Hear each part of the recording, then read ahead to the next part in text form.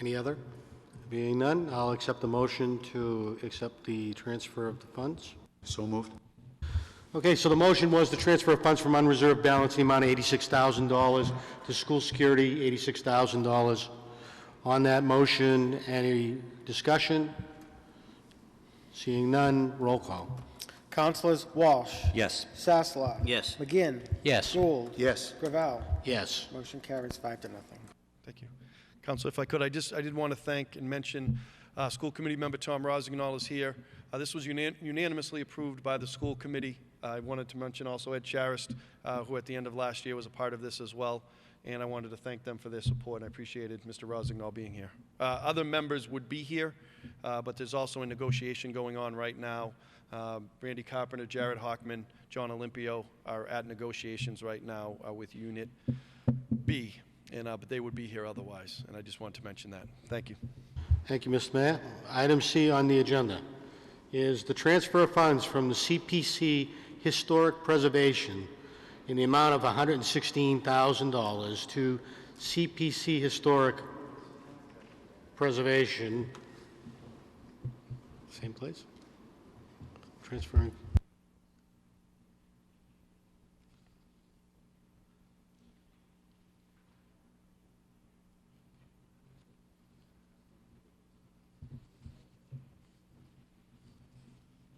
Sorry, the agenda item is wrong. I'm going to go back to the communication. CPC unreserved balance.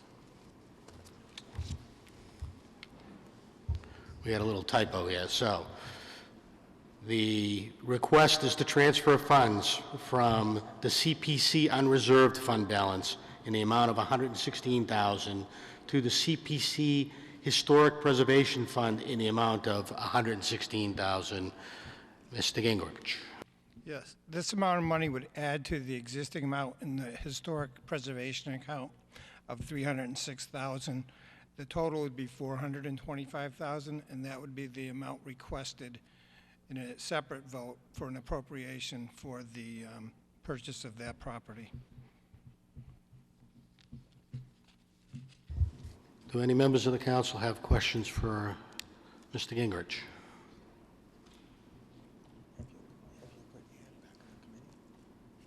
Council Walsh. Yeah, thank you, Mr. Chairman. Just through you, Mike. So the 116 is adding to a balance that already exists. It's adding to a balance of 309 to get to 425. Okay, so once this is transferred, and assuming the actions go forward, will that deplete that account? Right. Okay. Thank you. Other questions from the council? Councilor McGinn. Through you to Councilor Walsh. Although it will deplete the account, it will not deplete the unreserved fund balance, so there is additional money in the CPC after this transfer.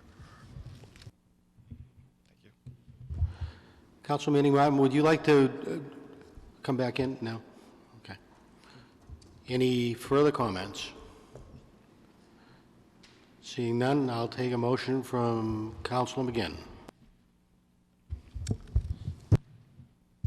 Move to transfer $116,000 from unreserved account 270-33011 to historic preservation 270-33022 to cover the funding of grant application for this from the City of Peabody entitled 2 Washington Street Acquisition for the purpose of historic preservation in the amount of $425,000. So moved. Councilors, you heard the motion by Councilor McGinn.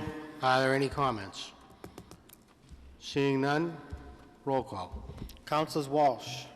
Yes. Sasslaw. Yes. McGinn. Yes. Gould. Yes. Gravel. Yes. Motion carries 5-0. I'll entertain a motion to adjourn the Finance Committee. Mr. Chairman, I just, Oh, hold it. Sorry. Next. Councilor McGinn, then Councilor Manning Martin. Thank you, Mr. Chairman. Through you, there was a second motion required, correct? That's correct. I think we need another vote to appropriate the $425,000. Right, so that would be the fourth page in the handout.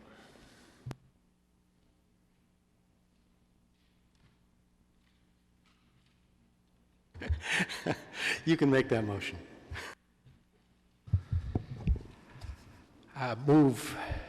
Motion to fund the application from the City of Peabody to Washington Street acquisition, I'm sorry, scratch that, starting over. Motion to fund the application from the City of Peabody entitled 2 Washington Street acquisition for the purpose of historic preservation, the amount of $425,000, with the stipulation that in the event the City of Peabody sells the property to a for-profit entity within 5 years from this acquisition, the city will reimburse the CPA for the full amount of $425,000. Funds are to be charged to the Historic Preservation Account 270-33022. So moved. Councilors, you heard the motion by Council McGinn. Council Manning Martin. Yes, just to clarify, Mr. McGinn, so within 5 years, if the city sells it to a for-profit, we will be reimbursed? Is that what that motion indicated? That's correct. Thank you.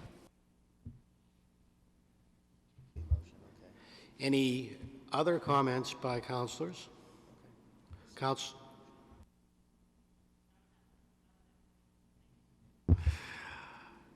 All right, then we'll take a roll call on that motion, please. Councilors Walsh. Yes. Sasslaw. Yes. McGinn. Yes. Gould. Yes. Gravel. Yes. Motion carries 5-0. Council Manning Martin. Thank you. If I may, if I could ask maybe the mayor, if we could just jump back to the transfer of funds that's already passed in subcommittee about the $86,000 for school security concerns. If I could just ask the mayor, is there, where did he go? Is he here? Oh, he's not here, I'm sorry. Or maybe I missed the discussion. Maybe somebody can fill me in. Was there, is anywhere in the already approved budget of 2016 in capital or in buildings and maintenance where this could have come from? Or it just sounds familiar that we had discussed this last year as well and gone through something similar. There wasn't anything specifically earmarked for this, but there was locks for the center school that we were able to use some grant funding for, so we didn't come before you for that. But the remainder for these other schools, we're looking for that transfer. So that was last year? It was done through grants? No, it's in process now. We had a grant that we could utilize.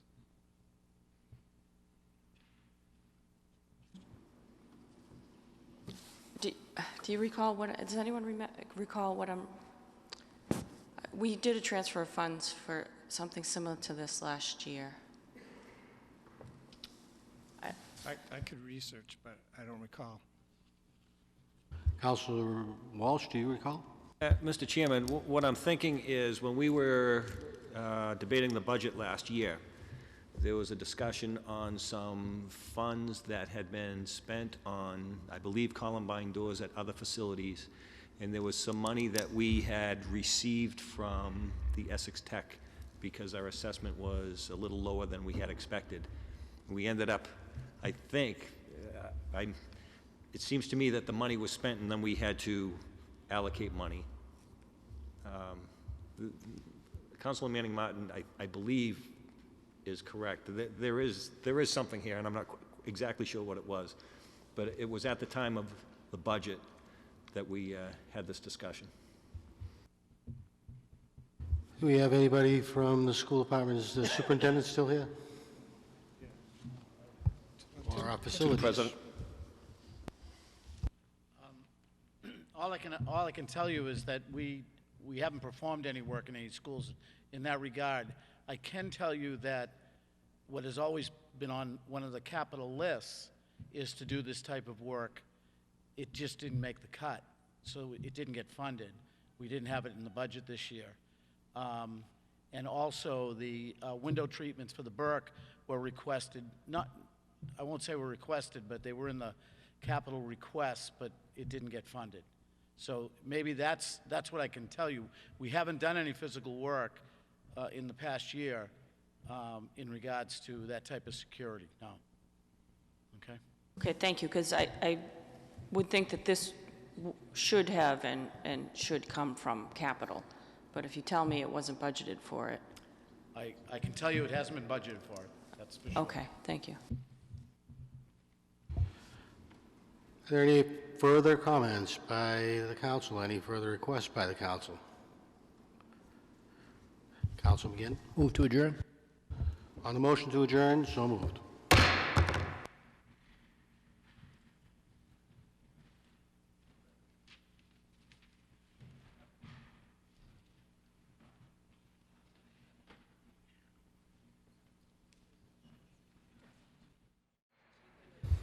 The Legal Affairs Committee will now come to order.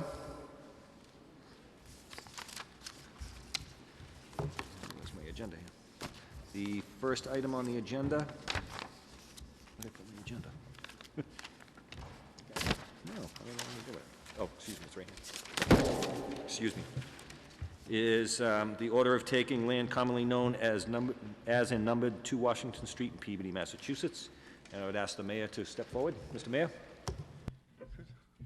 Thank you, Mr. Chairman, and good evening to all of you. I appreciate the opportunity to come and speak on this motion today. I'm really excited to be here today for what I think is really a historical moment for our city. And I think the property 2 Washington Street, everybody is familiar with. The motion that I'm seeking today is approval for the order of taking for the property 2 Washington Street. And I thought it's appropriate to call this a historical moment for us because really, this property has been an important part of our city's history. And certainly we have many of our city's historical community leaders here today that could speak much more to that than I can. But as far back as 1775, there were a number of men from the area that gathered together at the Bell Tavern at this site on their way to the Battle of Bunker Hill. And this has been an important part of our city's history since then, known as the O'Shea Building. It was one time the Betancourt Furniture Building, and most recently, it has been used by the Pioneer House. I'm going to give a little bit of the history and then talk about why I think this is an important transaction for the city and an important purchase. About a year ago, the property went into foreclosure, and it was owned by Northeast Community Bank, which is a bank out of New York. And they put the property up for sale, and it was a group of properties at that time. There was the property in 2 Washington Street, but also 111 Main Street and 111 Rear Main Street. Those are 2 properties, purely residential, 26 total units between the 2 properties. That is behind the 2 Washington Street property. Those were put together as a group, and they were for sale at that time. Certainly there was interest on the city's end, but however, the $2 million price tag was frightening, and the conditions of the other property, there was some concern there about going into that sort of venture. But we had kept an eye on it, been in touch with the Northeast Community Bank. Myself personally have been in touch multiple times with the bank president, Kenneth Michalak, and had some discussions expressing interest in the property. Should it be subdivided into different parcels and sold as different parcels? At some point, however, the property was up. They did subdivide it, and we didn't have notification of that. It was put out at one point for $475,000, and then we found out that there was a potential deal in place for $350,000 to be purchased by Empire Design and Development, which is out of Gloucester. And looking at the Secretary of State's office, it is owned and operated by one gentleman named Michael Corsetti. I spoke with the bank president again, expressing my interest in the property, and he was told that, I was told that there was no deal in place. I get a call back later that morning and was notified that there was a deal in place and that it was being sold to the Empire Design and Development Group for $350,000. I let him know that if the deal should fall apart, that we would still be interested. I spoke with Mr. Corsetti, let him know that we had an interest in the property and that we would look to see potentially about eminent domain proceedings. He said that he was going to move forward with the project and with the purchase and move forward. And he said to me that he would let the lawyers figure all of that out. I asked to speak to, as to what his plans were. He said he wasn't at liberty to discuss those plans. I asked him who was. He said his investors. I asked who his investors were, and he would not share who his investors were. At that point, I made the decision that we needed to move forward with eminent domain proceedings and to explore that option heavily after some discussions with some of the council members here. We obtained the services of Greg Story to do a real estate appraisal of the property. Mr. Story is here tonight. You have his report in which he valued the property at $425,000. He's here to explain his methodology as to how he determined that number, but he does have to look at it as the highest and best use for the property. Even though it was just sold recently for $350,000, he has to look at it differently as to what the highest and best use is. But he's certainly here today to discuss his report and how he came to that number. The importance of this project for me is many. One, from a historical perspective. Again, to me, this project is ingrained in the history of our city, and we do have support here from the Peabody Historical Commission, and I did want to mention those members who are here today that have been an integral part of speaking on behalf of this property, as well as many others that we have in the city that have been an important part of our city's history. But certainly Dr. Judy Otto, Andy Metropolis, Jerry Bellew, Dick St. Pierre, Dave Cronin, Vera Burke, Bill Toomey. I think I got everybody who's here today, but so many others have been a part of this. But I know this is an important project to all of them, and I know they're very excited about the potential of the city owning this property and then being in charge of its destiny. But also from a public safety point of view, we believe that this property is important for us. There have been significant police log as to activity in 500 feet around this area. It's an area that's commonly known to the police department. We have Representatives, Police Chief Griffin, Thomas Griffin here today to answer any questions or to speak on that if the council would like to.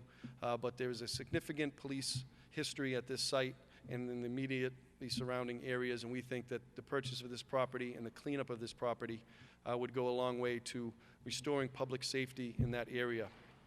But also, I felt that this is really a purchase that can be a part of our efforts in our downtown revitalization. We've been speaking about that now for years, long before I was mayor, that this has been an effort to revitalize our downtown, bring some vitality to our community, and we believe that this property can play a major role in that.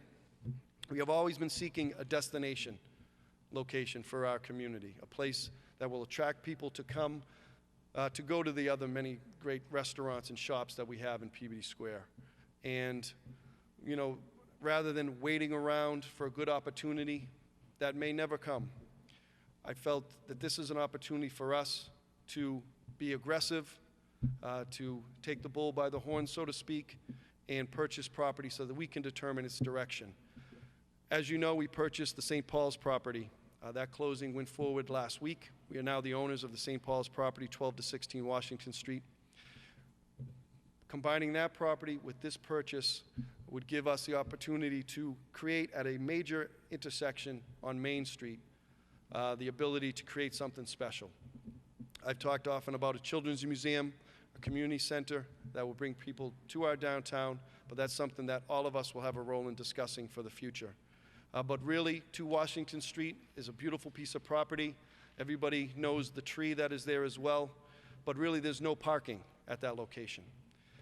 12 to 16 Washington Street, as we discussed before, has 55, 56 parking spots. To unlock the true potential of 2 Washington Street, the purchase of St. Paul's was extremely important, and that's why to me, these two are linked, and to be able to do something special in that location.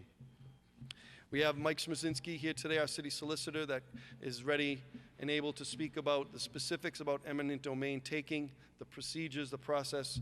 Many of those have already taken place, but he can certainly explain that process, answer any questions as to that.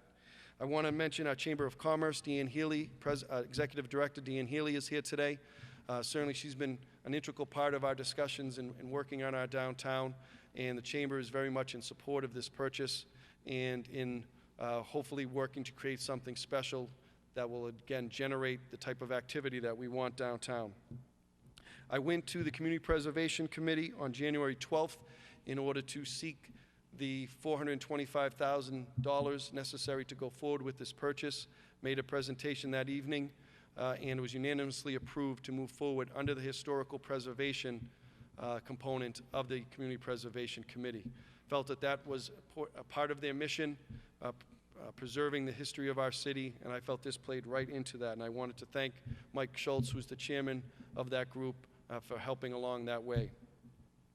To me, this is a moment for us to take a step, and as I said, be aggressive, try to allow ourselves the ability to create our own destiny rather than waiting for something else to happen and hoping that something good happens. This is aggressive. There is some risk attached to this, certainly, but I think with the capabilities that we have as a city, our city council, our department heads, our resources, we can make something truly special for our citizens, for our children, and for the community to be proud of. I'm fully in support of making this move, and very happy to answer any questions that we have as we move forward with this potential taking. And again, Mr. Chairman, we have people ready and willing to speak, should you like to hear from them. But I think it's probably best to invite Mike Smirzinski up to maybe speak a little bit about the eminent domain process. Mike? Thank you, Mayor.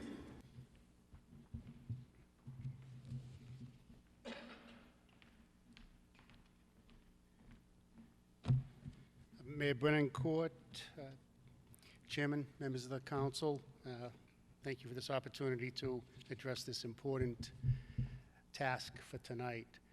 What you need to know is that there are two statutes that guide you through this process and authorize you to be able to undertake taking, the eminent domain taken. First is Section 35 of the Code of the City of Peabody, and that matches up with and is in sync with Chapter 79 of the Mass General Laws. Those two taken together require a municipality endeavoring to exercise eminent domain to put three things together, three elements: legislative resolve, an appraisal, and a title abstract. I can tell you, as the mayor had mentioned, the services of preeminent appraiser have been engaged. We have an appraisal setting the amount that would be an appropriate award for this property. We've undertaken a title examination, a very thorough title examination. With that information in hand, I can tell you that the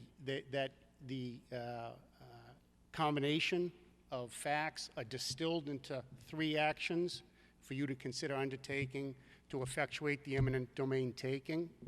The first is a motion for what it is called an award of damages, and essentially what it says is that you're resolved to not only exercise the powers of eminent domain under those two statutes, but also for a particular described property and for a particular amount.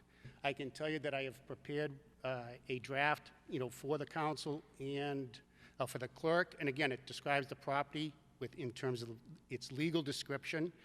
It cites the amount and the authority of the council to undertake those motions, those actions. So that would be the first thing that you would consider. The chairman has a copy of this and, can describe it later in this proceeding. The second action is the actual order of taking. Again, just like the first motion, what it says is, in essence, we're going to exercise the powers under the statute. Here's the property that we want with the legal description, and this is the amount of money that we're going to pay for it based on the appraisal. This document, and again, the clerk has a draft copy, I believe it was in your package that was delivered to you for this hearing, requires all of those who vote in favor of it to sign it and have their signatures notarized, because this will be the document, if everything goes as it may, that will be recorded with the Registry of Deeds tomorrow. The third vote, and again, there's a copy that's been presented to you in your package, and the chairman and clerk have the draft copy. It's entitled, per the statutes, a vote for acquisition of land and appropriation. This is the vote that says that you're going to appropriate the money. Again, you've heard about it coming out of the Finance Committee, which is now going to be reserved for this particular purpose. But the bottom line is, this is your vote to spend the money to effectuate the eminent domain taken. And again, there's a legal description, there's the amount consistent with the appraisal, and that's in the hands of the clerk and the chairman of this committee. So if there's any questions, I'd be more than happy to field them. Councilors, any questions?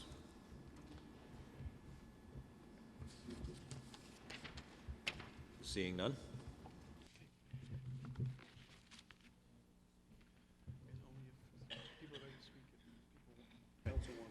Okay. The council's all set, they don't need to hear from anybody? Okay.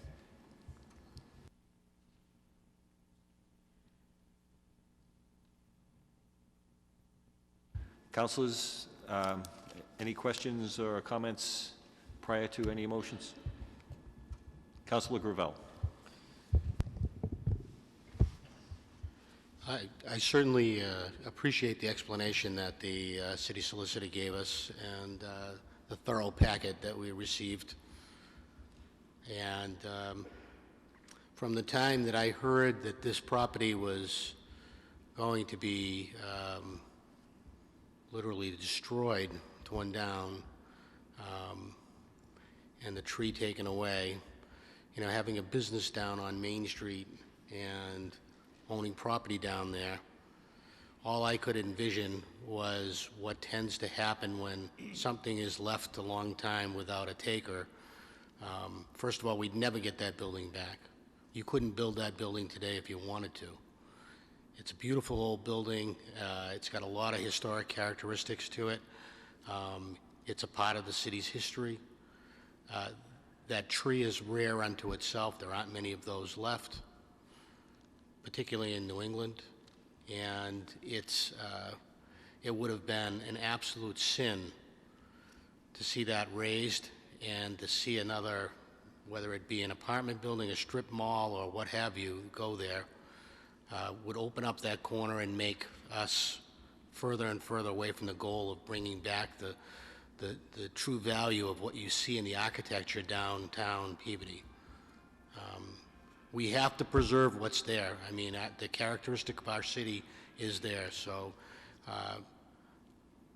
I appreciate all the good work that was done by the CPC and all the organizations that were involved in, you know, sort of raising our awareness and getting this action to be taken. And I, for one, intend to support it and hope that all other councilors will join in this action to ensure that we keep that square going in the right direction, we keep Main Street going in the right direction, and we preserve what's valuable to us as a city. Thank you. Thank you, Councilor. Councilor Gould. Thank you, Mr. Chairman. I echo Councilor Gravel's sentiments exactly, and I just, you know, we have an opportunity to create a gateway at that end of Main Street, and it's bold, but nothing happens unless we take bold steps. And I want to personally thank the CPC and the Historical Commission, Historical Society. But most importantly, Councilor McGinn, you've been out front on, this is your ward, and you've been out front and have set the bar as to how you would like things to happen in your ward. And I commend you for pulling the team together at certain times and really being diligent about saving this building along with the mayor's team. So thank you, Councilor McGinn. And thank you to the organizations that have supported us. Thank you, Councilor. Councilor Manning Martin. Thank you, Mr. Chairman. What comes to mind to me is, I was very young at the time, but when the Proctor House came down, I remember how upset people were when that happened. That house was rich in history as well. And if we have an opportunity to avoid such a sad moment in time, if we can prevent something like that with this beautiful building right in the heart of our downtown with such rich history, as Mr. Toomey was good enough to, as you all have on your desk, given a little extra history. Thank you for that, Mr. Toomey. I didn't know all these little details, and it's quite fascinating. and thank you for putting that together, the history dating back to 1776 of that building. So, of course, I'm in support of this, and I commend all the work of everyone that's gone behind this, and we certainly don't want to repeat errors of the past, which have been done some time ago. Thank you. Thank you, Councilor. Councilor Gould, you had another comment? Thank you. Yes, if we could have a motion to receive 2 communications, one from Mr. Toomey and one from Commander Dunn in regards to support of citizens and veterans of the city. So moved. Councilors, you heard the motions to receive. All those in favor, any opposed? It is vote. All set, Councilor? Okay, further comments, councilors? Questions? Councilor McGinn, you all set? Okay.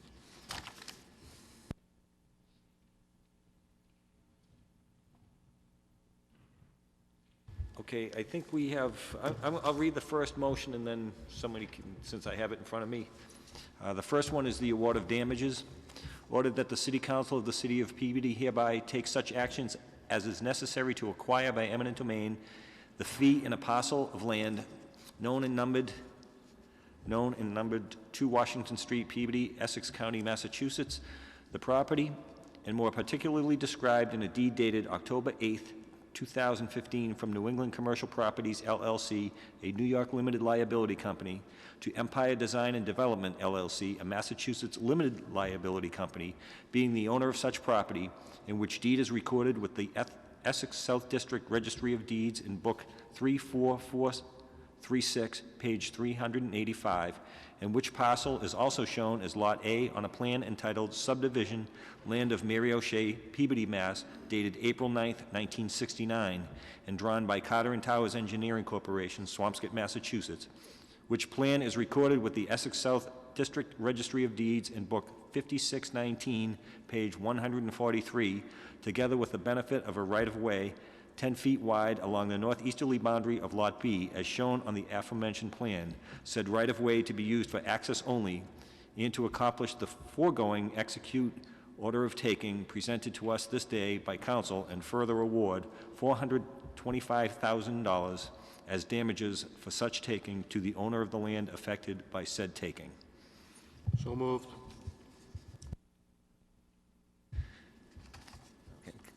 Yep. We heard the motion. Roll call. Councilors Mitsoulas. Yes. Turco. Yes. Gravel. Yes. Garabedian. Yes. Walsh. Yes. Motion carries 5 to nothing.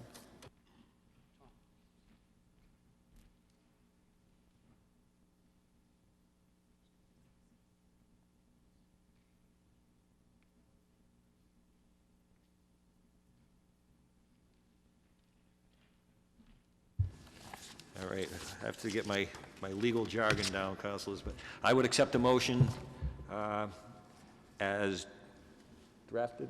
I'll never remember.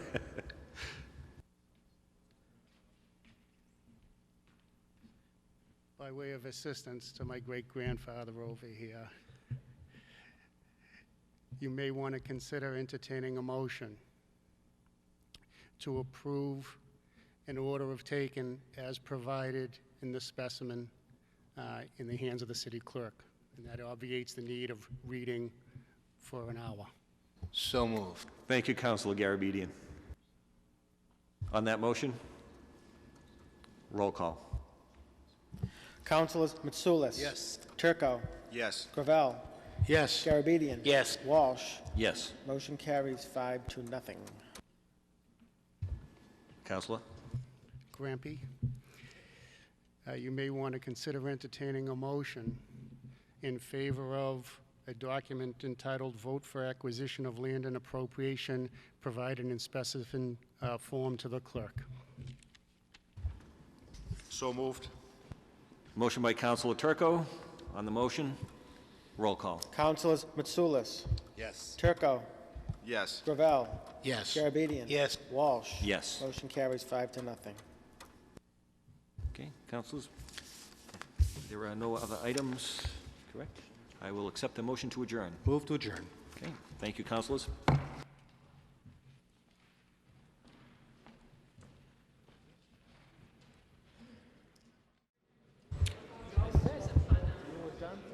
like to call to order the meeting of the Peabody City Council. Please join me in a moment of silent prayer.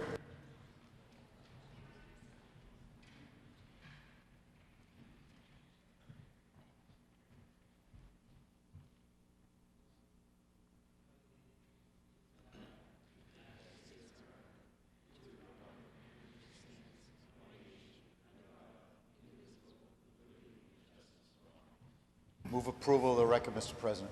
Councilors, you heard the motion. All in favor? Any opposed? Actually, Mr. Chairman, I think if we could just check. Councilor Manning Martin. Thank you. Sharon Cameron, I think is down as Director of Human Services. Is that a typo? You might want to fix that before. We're checking that. Right. Sharon Cameron is Director of Human Services. Yes, And that is her title. yes. Yeah. All right, thank you. All set, Council? All in favor? Any opposed? It's a vote. Item 4A.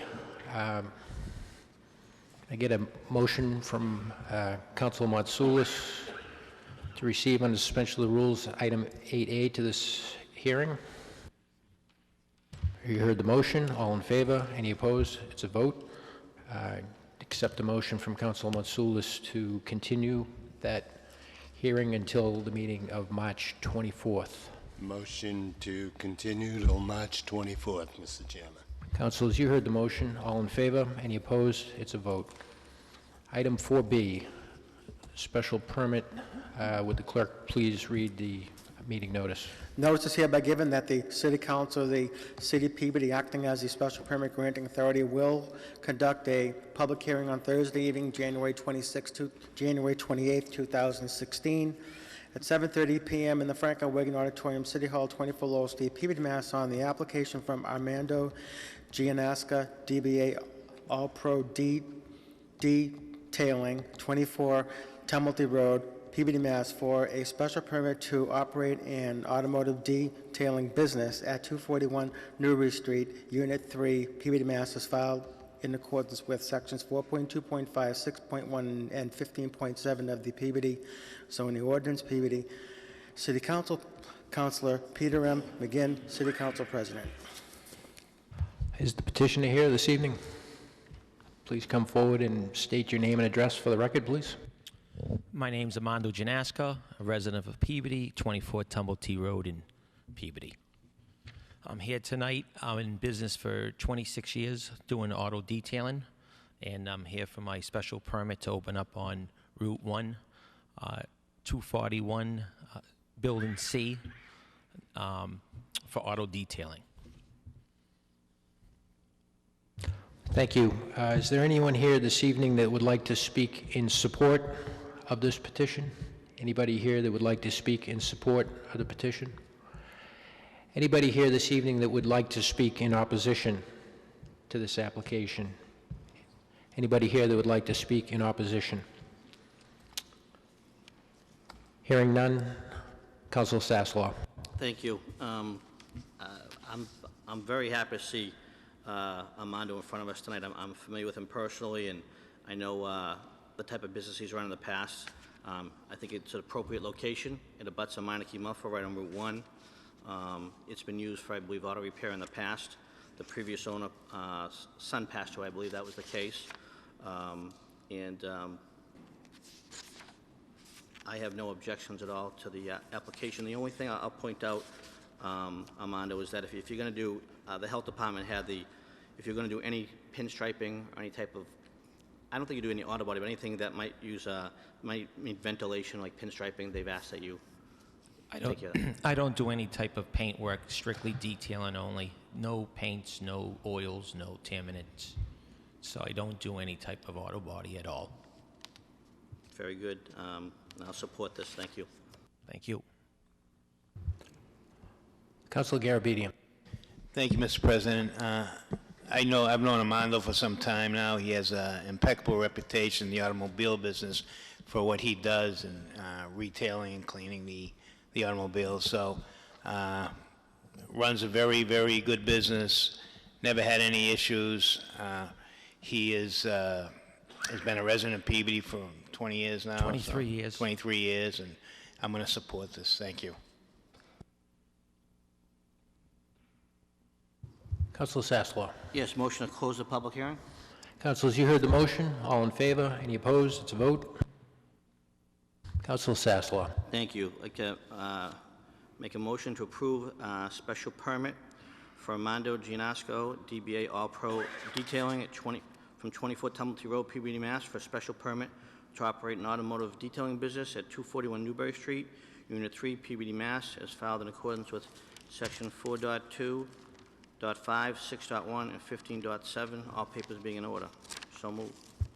Councilors, you heard the motion. Roll call. Councilors Mitsoulas. Yes. Sinowitz. Walsh. Yes. Manning Martin. Yes. Charist. Yes. Sasslaw. Yes. Turco. Yes. Gravel. Yes. Garabedian. Yes. Gould. Yes. McGinn. Yes. Motion carries 11-0. Thank you. Congratulations. Thank you, sir. Item 4C, would the clerk please read the public notice? Notice is hereby given that the City Council of the City of Peabody will conduct a public hearing on Thursday evening, January 28, 2016, at 7:30 p.m. in the Franco Wigan Auditorium, City Hall, 24 Lowell Street, Peabody, Mass. on the renewal application for a Class II motor vehicle license from Prestige Motors of Malden, Inc., DBA Prestige Auto Sales, 288 Newbury Street, Peabody, Mass. to determine if the Peabody City Council will issue a 2016 Class II motor vehicle license to said applicant. Peabody City Council, Councilor Peter M. McGinn, City Council President. Is the applicant here? Could you please come forward? State your name and address for the record, please. Anthony Alba, 18 Pine Tree Drive, Saugus, Mass. And could you explain the situation with this license, please? Well, I've been trying to get a permit to park on the Denver side because I need the extra parking from Denver to put the 24 cars. And they've been going around the bush. Finally, we went for a meeting the other day, and we got to go back the 8th, and they're going to, hopefully, they're going to give us the permit. They're waiting for a paperwork from Peabody. Which one is it? Which paperwork they're waiting for? My name's Tim Barry. I'm a real estate broker. The hearing the other night, one of the Mr. Barry, could you just speak a little Sure. One of closer? the counselors asked for the special permit decision from the city of Peabody, which we don't know why they wanted it, but they did, and so they put the meeting off until the 8th. I gave them that information already, and we're just waiting for waiting to go to the next meeting on the 8th. So that everybody understands, you know, this property is half in Peabody and half in Danvers. So yes, you know, the city of Peabody gave him his permit, but we had to then go to Danvers because Danvers doesn't allow parking on their side of the property. And because of a tenant in the back of this same property, Tony would be out front, there's a different tenant out back. The tenant out back wasn't quite doing what the building inspector from Danvers was asking them to do, and so wouldn't allow us to be heard by the council in Danvers. So we got pushed behind the 8 ball all this time, and we're hoping now that this next meeting will get it for him. Also, I'm willing to open up this month. If it takes this week, I will, this week coming, and put whatever cars I can in Peabody side, because I feel very strongly that they're going to give us the permit that we need. But it wasn't luck that I didn't want to open up. I try to go legal by getting all the permits that I need between Danvers. We had the license in Peabody. I pay for the new license for 16. Then when I get the notice, even if I want to open up January 1st, I couldn't, because it'll be against the law. I don't have a license for 16. So it wasn't that I didn't want to open up. I already cleaned the place inside. I painted the place inside. I got phone lines in there. I got internet service in there. I also fixed the alarm for the fire department because it's one of those pool alarms, and it cost me a lot of money. I clean up the property, the one they want me to clean up all the bushes, I clean it all up. I spent $5,000 to clean all the property and fix the holes on the hot top that was there. I couldn't do the whole hot top because it was winter time. But I didn't spend all this money for no reason. I want to open up, but I'm trying to go legit to get the license for me and get the permit from Denver's. But I will open up this month, one way or the other, if you guys grant me to get my license back. Is there anybody here that wishes to speak in support of this application? Anybody here that wishes to speak in support of this application? Is there anybody here that wishes to speak in opposition to this application? Anybody here this evening that would like to speak in opposition to this application? Hearing none, Councilor Sasslaw. Thank you. So let's give a little history on this. I supported this, as you know, from day one, Mr. Alba. We met, we made some changes to the plan from 33 cars down to 24. So, you know, I'm not happy we're here tonight either. But I think, you know, I think you've told half the story, because I watched the meeting from the ZBA the other night, and I don't think it's anyone's fault. I just think it's the situation we're in, and I need to explain that a little bit more succinctly. What's happening is we've given you a 24-car license back in June. Danvers, it's not the fact that you went for a simple overnight, for a simple variance to the Danvers ZBA this past Monday night to get overnight storage and parking of vehicles. And you thought it was that simple. Even your attorney said that. But what happened is, once the meeting went further, the question came into the fact of the property being on Danvers, and now they are suggesting that you need to possibly go in front of the selectmen to get a license. And you agreed, which I think is fine. You said, if that's what it takes, then that's what it's going to take, I'll do it. The problem is that the ZBA meeting is on February 8th, and I don't think it's going to be resolved February 8th. I don't know how long it's going to go on for.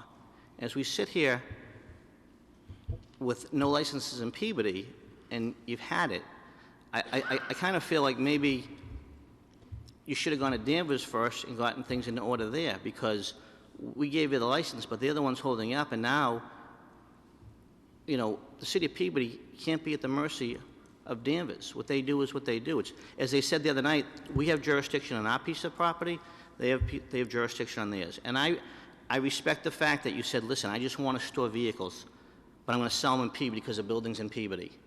And they didn't buy in 100% on that. They really didn't. They wanted to put special conditions. They wanted to actually, they said that they want a condition is that there can be no more than 15 vehicles in Peabody, excuse me, in Danvers. They said that's what they want. They absolutely did. Please. They did. But I'm sorry. But they said that. And so it's a situation that it's not resolved. It's not going to be resolved. I wanted you. I supported you. But how long as a council do we sit here and wait? And so when it came up for renewal in December for 2016, and you hadn't opened up in 6 months, I had to ask you to come here to find out where you were, and then, quite frankly, I watched the meeting the other night because I needed to know. And on top of it, they're also looking for a new parking plan. They're asking for detailed plans from Peabody. I think the one you submitted to them, because I got the packet, was the 33 cars, not the ones of 24. So my issue is not that I don't want the license, I don't want you, but there's just so many open-ended questions that I don't think it's fair to ask us to wait till you solve your situation in Danvers. I think we've done it, and even they said 6, 7 months. And I know there was an issue with the back lot, and they said to you, your attorney said it was incumbent upon us to wait for the back lot to be resolved before we came to you. But those are issues that really shouldn't affect Peabody. What happened in Danvers is now affecting Peabody, and so for that, I have to stand up and say, you know, I'll support it, but come back once all your issues are resolved in Danvers. Because right now, I can tell I have no inclination to believe that they're going to be resolved on the 8th, because you're going to go in front of the ZBA on the 8th, and they've actually asked for legal counsel in Danvers to say, do you need to go in front of the selectmen to get a car license in Danvers? That question is out there, it's open, and the ZBA is not appropriate for them to handle. They've asked town council in Danvers to answer those questions. I think I've been fair in explaining everything that would happen the other night. The restriction they had is I asked for 15 cars license, and they went along no more than 15 cars to park overnight, and I agreed to it. The reason why I didn't open up right away, because it won't fit 24 cars in Peabody without the help for next door in Danvers, and I didn't want to go against the law. I went by the law, and I'm here.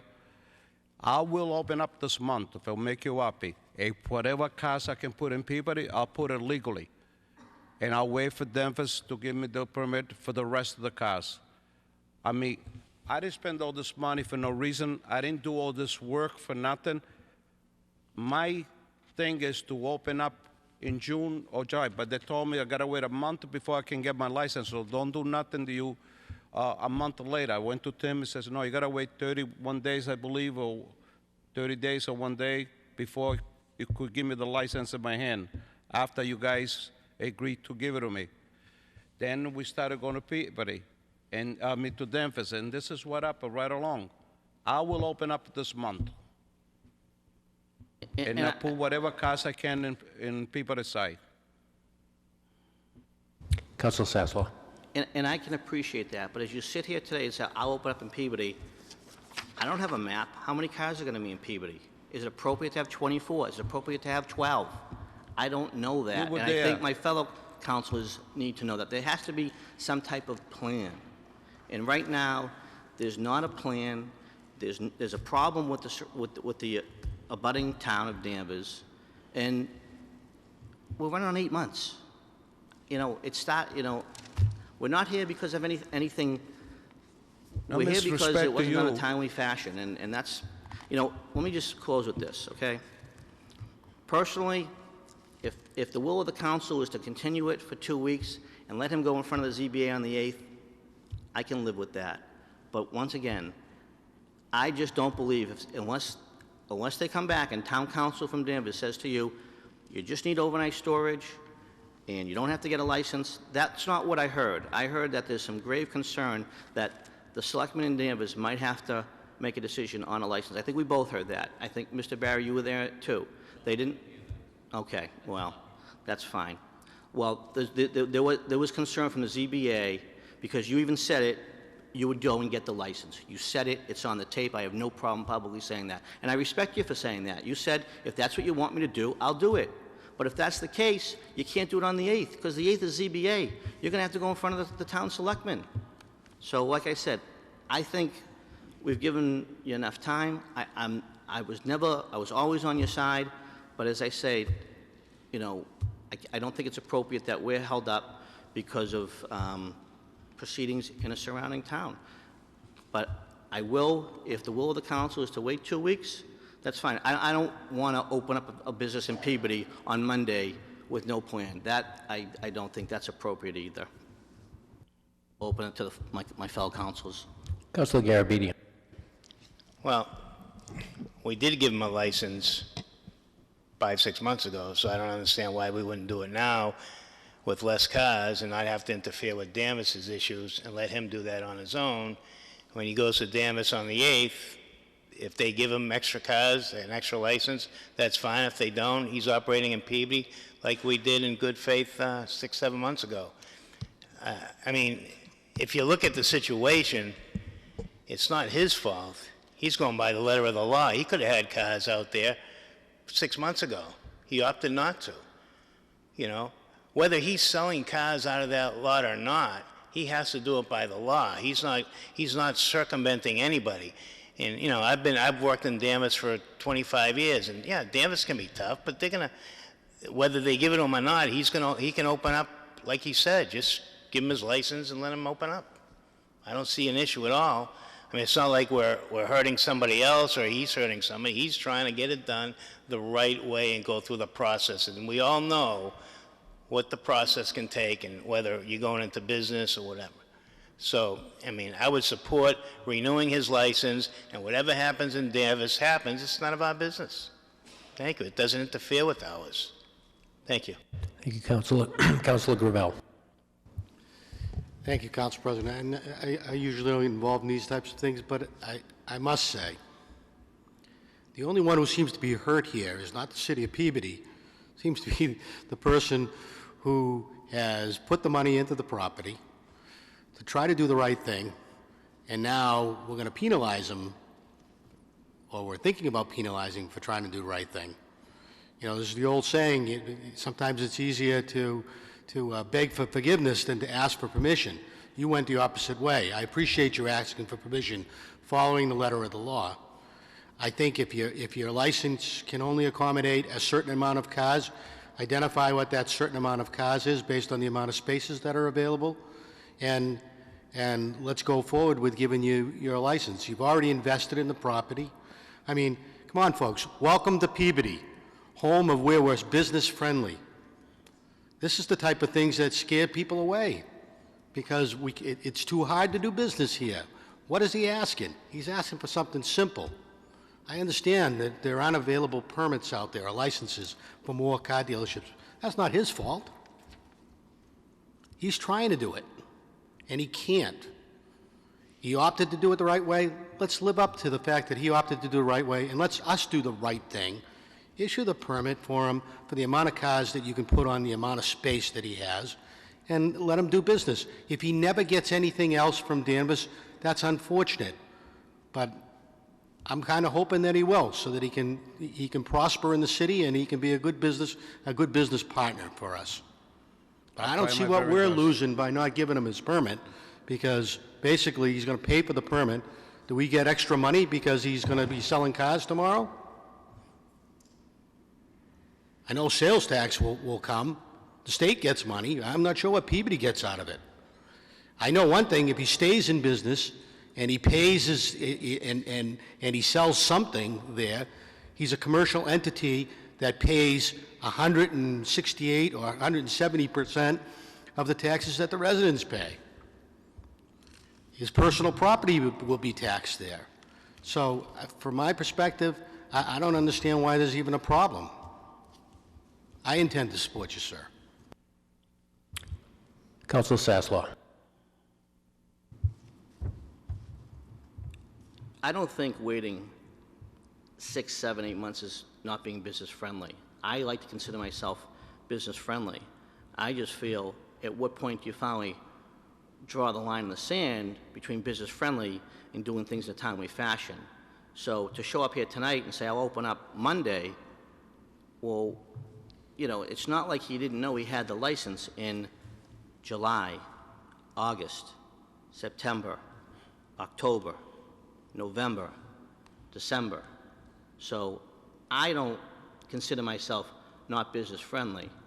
I just feel that there was time and there's opportunity to get things done, and that's my feeling on it. Thank you, Councilor Gravel. Yeah, you know, certainly I don't want to insinuate that you're not business friendly. I'm saying that sometimes, I mean, every council here ought to have the pleasure of trying to do something in this city and find out what it's like to go through the process of getting it done, trying to abide by the rules that we've set up for them. It's an interesting process, to say the least. And it only gets more complicated when you have to deal with two communities. All I'm suggesting is that a person who tries to do that and legitimately tries to do that should not be penalized for not being able to achieve that goal, and that if the only action that he can take at this point in time is to open on the Peabody side with cars on the Peabody side, I think we ought to allow him to do that. That's all. Councilor Walsh. Yeah, thank you, Mr. President. Through you to the applicant. How many cars, the permit that we issued to you last year was for 24 cars, is that correct? Yes. Okay. How many cars can you fit on the Peabody side? Probably 15.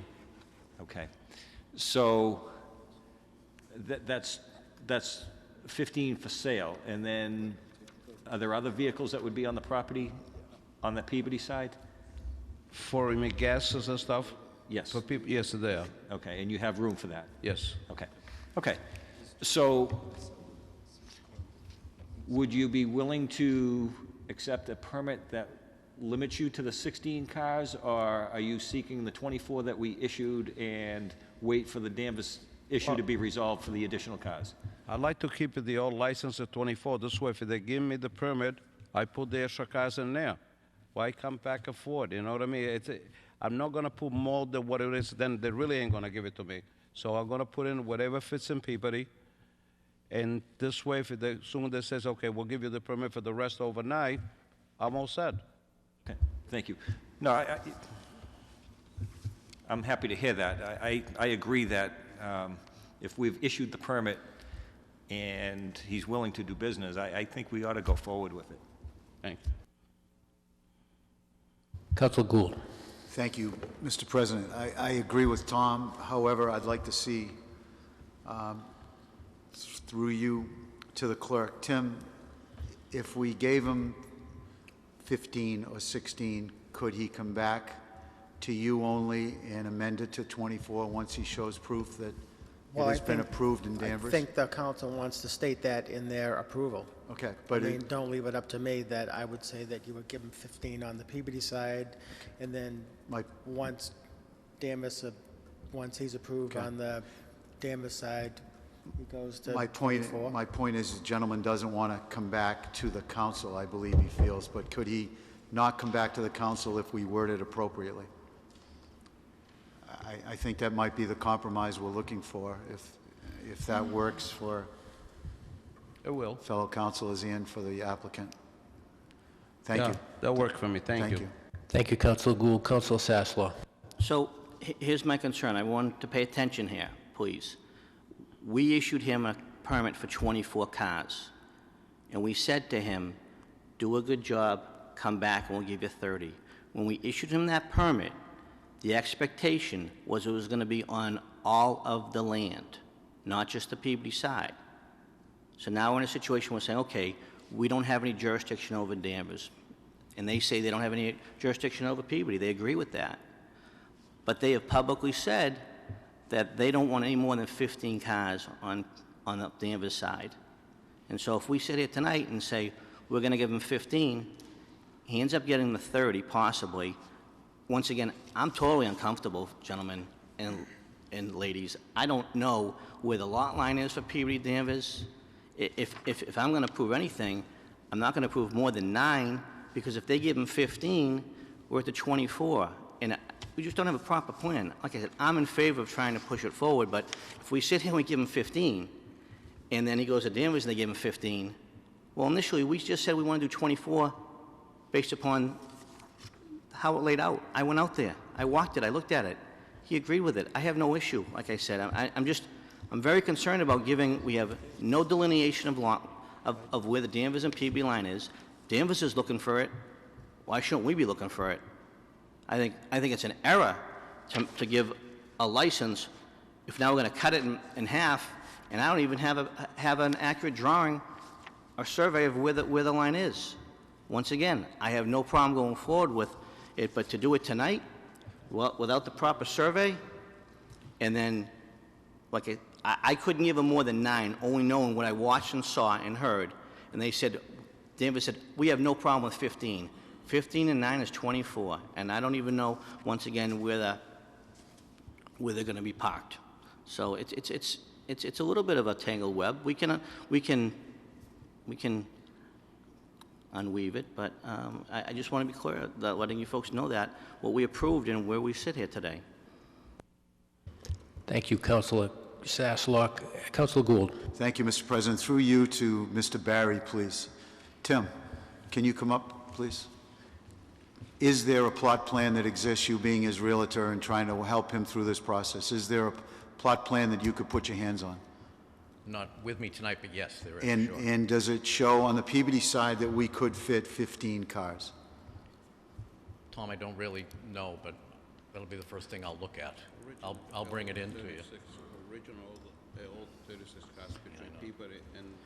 We can get that for the council. Councilor Sasslaw, I understand your concerns about the process and the paperwork involved and the permitting and the ZBA, and You know, and this is your ward, I certainly don't want to go against you, but I'd like to see some compromise here. If Councilor Sasslaw, if you're willing to do that, I'd like to see if Mr. Barry, with Tim, the clerk, could come up with a plot plan, and we certainly trust him, and you know, we give the appropriate number of cars on the permit according to the plot plan. I don't think that'd be a bad thing to do, but thank you. Thank you, Councilor Gould. Councilor Garabedian. Thank you, Mr. President. So, just to refresh everybody's memory, 6 months ago, we gave him a license for 24 cars. So now we don't want to give him the 24 cars. So here's my suggestion. Danvers wants to see the special permit they get from, they want to see your permit, I guess, from Peabody. If Peabody gives him, we give him the license for, let's say, 15 cars, Danvers is going to say, okay, you can have the other 9. It's really not, it's a non-issue with us. We should just give him the 24. But here we are now, we're kind of critiquing a little bit because we haven't seen the plot plan. We all know the building. We all know the building on Divided Highway. You know, we all know what that is. We know 15 cars is a no-brainer there. Okay? So my suggestion would be do the 15 cars, even though I really don't like to go against what we said 6 months ago. We have no reason to. But I think to make everybody feel comfortable, and I think, Tony, you can do it with 15 for now, and after the 8th, if they... Open up at 15 Yeah. or whatever fits in there. Okay. Because I'm trying to go legal. But nobody can say that I didn't try not to open up. It was because I tried to go legal to get the permit from the other side. It wasn't because I didn't try to open up or I didn't have the money to buy the cars. I have 100 cars on my other lot. I can bring them right over. So here's what my suggestion would be. So, and maybe Councilor Sasso will be comfortable with this. So we do the 15. If Danvers does 9, he has 24. If they don't do 9, if they don't do it, you have 15 cars standard with us. And then you can come to us in 3 months or 6 months and ask for more cars if everything's okay with the council on the 5th. Thank you, Councilor Garabedian. Councilor Matsoulis. Yeah, thank you, Mr. Chairman. I'm very sympathetic to the applicant here. None of us want to hurt him or put him out of business. We're here. We are business friendly, and we do bend over for all businesses that come before this council. That's the practice of this council. But I can understand the ward councilor. He's the one that's going to be responsible. And the only thing I'm looking at here, there's everyone saying if this happens, if that happens. Well, the ifs could turn into something legal. And if it turns into something legal, who's the one that's going to be responsible? The councilor. So I would feel comfortable with a plan in front of me. I want to see what I'm voting on. You know, this could turn out to be an if that turns into something legal that we don't have a leg to stand on because we voted on it. I will vote for you in a minute with a plan in front of me. The only thing I'm concerned with is, you know, the councilor himself is responsible for giving out permits, and he's the one that if he ever ends out in court, he's the one that's going to have to settle. So, Councilman Sulis, that's not true. He's not the only one responsible. We're all 11 of us here responsible for every vote we make, not just one person. Councilor Matsoulis has the floor. Yeah. I didn't want to get into that, but you know, everything that goes on in my ward, I'm responsible for. Typicals, I was responsible for that. You know, that's in his ward. If something happens, he's the one that's responsible. I mean, I know we all vote on it, but it's always the ward councilor who takes the brunt of it. So I just said I'd vote for it in a minute. I'm 100% for him. Show me the plan. I'll vote for it right now. I mean, we're talking numbers here. So moved, Mr. Chairman. Thank you, Councilor Marsoulis. Councilor Charis. Thank you, President. So I'm the newbie here, so I'm trying to get caught up real quick. What happens 8 months ago? And I'm trying to be respectful for what the ward councilor has to look out for, considering I'm a ward councilor. And if, through the president to the opulent here, the person in front of us, the real estate broker and the attorney also, and forgive me if I'm not going in the right order. The council gave a permit for 24 cars. They were allowed, right, by both pieces of property. If one side couldn't hold the 24, is there a reason why you didn't start off with 5 or 10 cars on the Peabody side, just to get business, to show Peabody that you were conducting business? Was there a reason for that? I'm asking.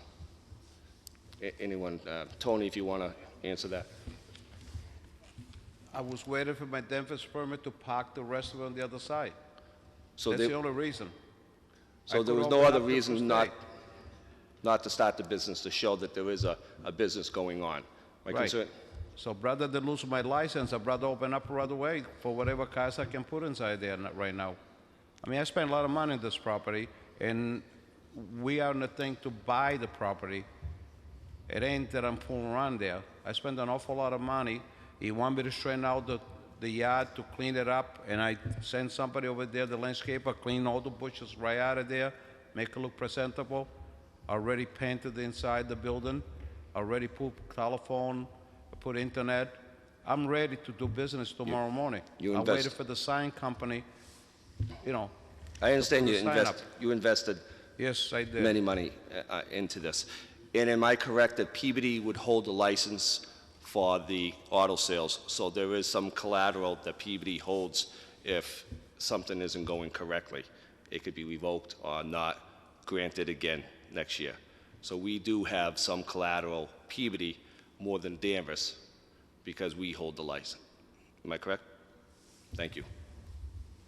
I think that question, Counselor, would go to the clerk. I believe the answer is that it's an annual renewal, but I think there is also an issue of a license that needs to be issued in Danvers as well. But I'd let the clerk speak on that. Thank you. Thank you, President. So this license would have to go through the clerk for a renewal each and every year, correct? For the Peabody side? For the auto sales? Yeah, yes. Yes, the license runs from January 1st until January 1st of the following year. So if And this was an then it's issue, renewed on an annual basis. so if there was an issue with him conducting a business from today on, he It would have to, It would come back next year. thank you. Yeah, or if the council wanted to bring it up this year through a show cause hearing or whatever. Thank you. Thank you, Councilor Charis. Councilor Sinowitz. Thank you, Mr. President. This is getting a little ridiculous. I just would recommend you recess this hearing for 2 weeks, because if you vote tonight and you lose the vote, you have a serious problem. So my request, my suggestion, I strongly recommend that you recess it, bring your plot plan, go back to Danvers, and come back in 2 weeks, and hopefully we can resolve this. Otherwise, you could lose tonight and you have no permit. So, Well, no disrespect to you, why can I get the license that I already had? You know what I mean? I'm not going anywhere, and even if they don't give me the permit to park the other side, it shouldn't have nothing to do with the city of Peabody. we don't have a plot plan, and every permit They we have the have... original plot plan. Well, we're, I was a here. correct plot plan showing the exact outline of the property, so we know where each and every car goes. Yeah. Is there room on the Peabody side for 24 cars, or When 10 or 5? when I got the license, I made 3 different plot plans. He made me make 3 different ones, and it shows there how many cars you can fit on the line. I mean, I can go to an architect and make some more, but I mean, it's foolish. I had the license already. So he's telling me because I didn't open up right away, he's taking it away from me. After I invested this money, he told me clean up the place and do this, do that, and I did it. Is Mr. President, through you to the clerk, is the plot plan on file?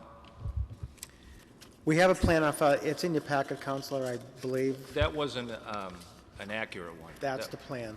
That's the plan. So it's Yeah, kind of, it's the- really not sufficient. The It was plan, accurate, to show more cars in there, the whole length of the cars that I could put 32, I believe. The plot plan is in the city. Is there a reason you don't want to wait 2 weeks?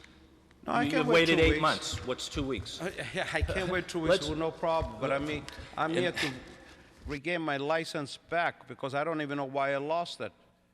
You know what I mean? I applied for it, I paid the money to get it, and next thing I know, I'm ready to open up January 1st, and I get this in the mail.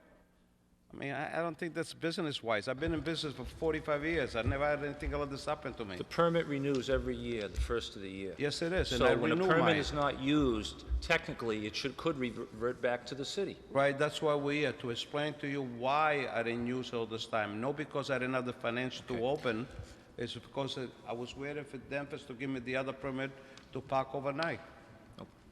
I'm just giving you some friendly advice. Okay. Recess it for 2 weeks, do it the right way, come back, and we'll take care of this. Otherwise, you could lose it tonight. That's all I have to say. Thank you, Councilor Sinowitz. Councilor Manning Martin. Thank you, Mr. Chairman. Sir, I think that Councilor Sinowitz has given you some good advice, that I think that you should try to work this out and come back. You know, this council's getting all hung up on a plan. He did submit the plan, or he never would have gotten the permit to begin with. But, you know, we bought that church on the, no plan. We just bought that huge purchase. And there were quotes abound. We don't need a plan. Who needs a plan? We don't need a plan.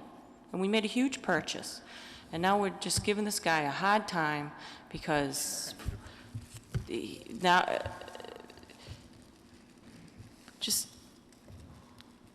we're really giving this guy a hard time. Go back, take a couple weeks, work it out, park as many cars as you can on the Peabody side, and sell them. And hopefully you work the rest of the kinks out with Danvers. But we need to be fair to this gentleman, and when the rules apply, you know, let's apply them across the board when we make our decisions. Thank you. Thank you, Councilor Manning Martin. Councilor Garabedian. Thank you. This will be the last time. We gave him a permit for 24 cars. So now we're saying, for some reason, we're not going to give him another permit to open up. We're going to give him 9 less cars. Who cares what Danvers does? If Danvers says no, are you still in business? Yes. So it's got nothing to do with Danvers. And Councilor Manning's right. We're giving him a hard time. We're torturing this guy for nothing. Why? He wants to open up. He spent $5,000. What's the 2 weeks going to do? If Danvers says no, he's still going to open up in Peabody. I mean, I've never seen anything like this. This is crazy. We gave him a permit 6 months ago for 24 cars. He goes by the letter of the law, and now we're saying, see you later. My God. It's a used car store. Why are we doing this to this guy? Is there something going on I don't know about? Why are we doing this? This is wrong. Dead wrong. He spent thousands of dollars, goes by the letter of the law, goes by the process, and we're telling him see you later for a few weeks, and let's wait for Danvers to say something. Who cares what Danvers says? He doesn't want to go back to Danvers if he doesn't want to. He doesn't have to go back to Danvers. If you can you operate with 12 cars on the lot in the beginning, and then come to us in 3 months or 6 months? Can you do that, sir? I could have operated with 24 cars right now and tell Denver, how will you? You want to sue me, I'll park in there. Right, because but it's you want to another do the parking right thing, place. Tony. You want to do the right thing. I'm trying to do the right we thing. We and cut your license in half for no reason at all. Cut your license in half, okay? You can still operate, and you can open up as soon as you can. Tomorrow. Is the council okay with 12 cars? You know, that's fair. It's a question of fairness. It's not a question of anything else. Let's be fair to the guy. He's been fair to us. What's he done to Peabody? Has he done anything to any of us personally? Okay, let's just go by what we did 6 months ago. All we're asking is to let him go on, that's all he's asking, let him go on business, forget about Danvers. Go ahead, Tom. Mr. Thank you, President. Counsel Garabedian. And yeah, Counsel Walsh. Just very quickly, I might suggest a 2-minute recess and perhaps a brief discussion. Here's the concern, I think, is that if the gentleman goes forward and doesn't get 8 votes, there's his problem. I'm sorry. Well, I stand corrected. Sorry. But I still think maybe a 2-minute recess and maybe this discussion, if that's okay. Just, if I may. Counsel. Thank you. Through you to Councilor Garabedian, I appreciate your passion, and I agree with everything you're saying, but that is my overwhelming concern, is that if it goes for a vote, he's left with nothing. So if we could just, hopefully calmer heads will prevail, and that this gentleman will be able to work this out. Move for a 2-minute recess. All in favor? Any opposed? It's a vote.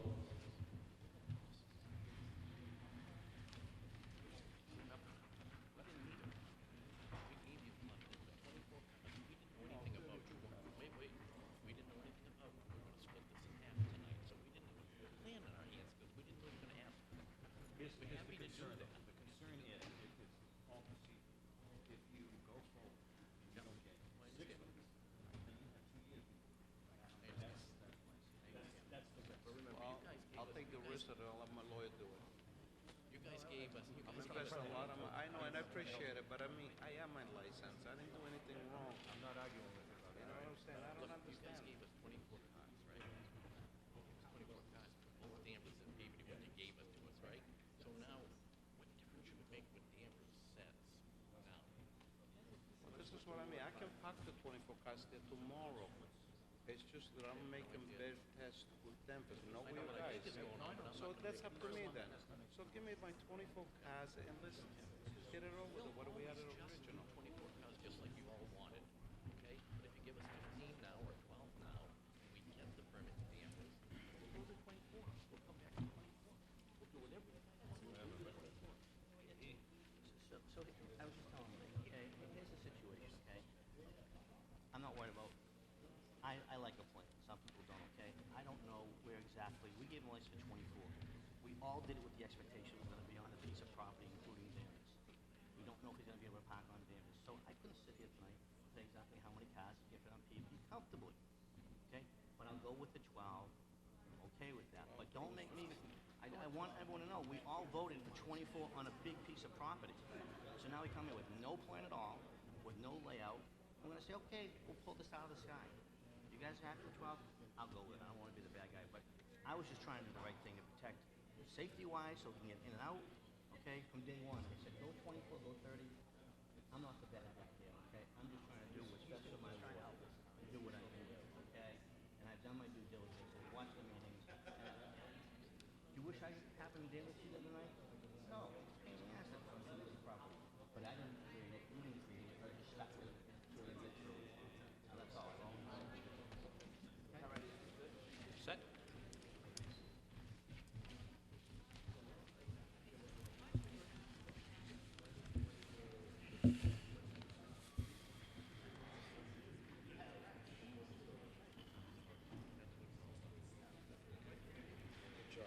Thank you. So we're gonna go forward, because we can get the votes. They just told Yeah, us. if they're 12, what the hell am I gonna do with that? Take what you can get for now, I guess.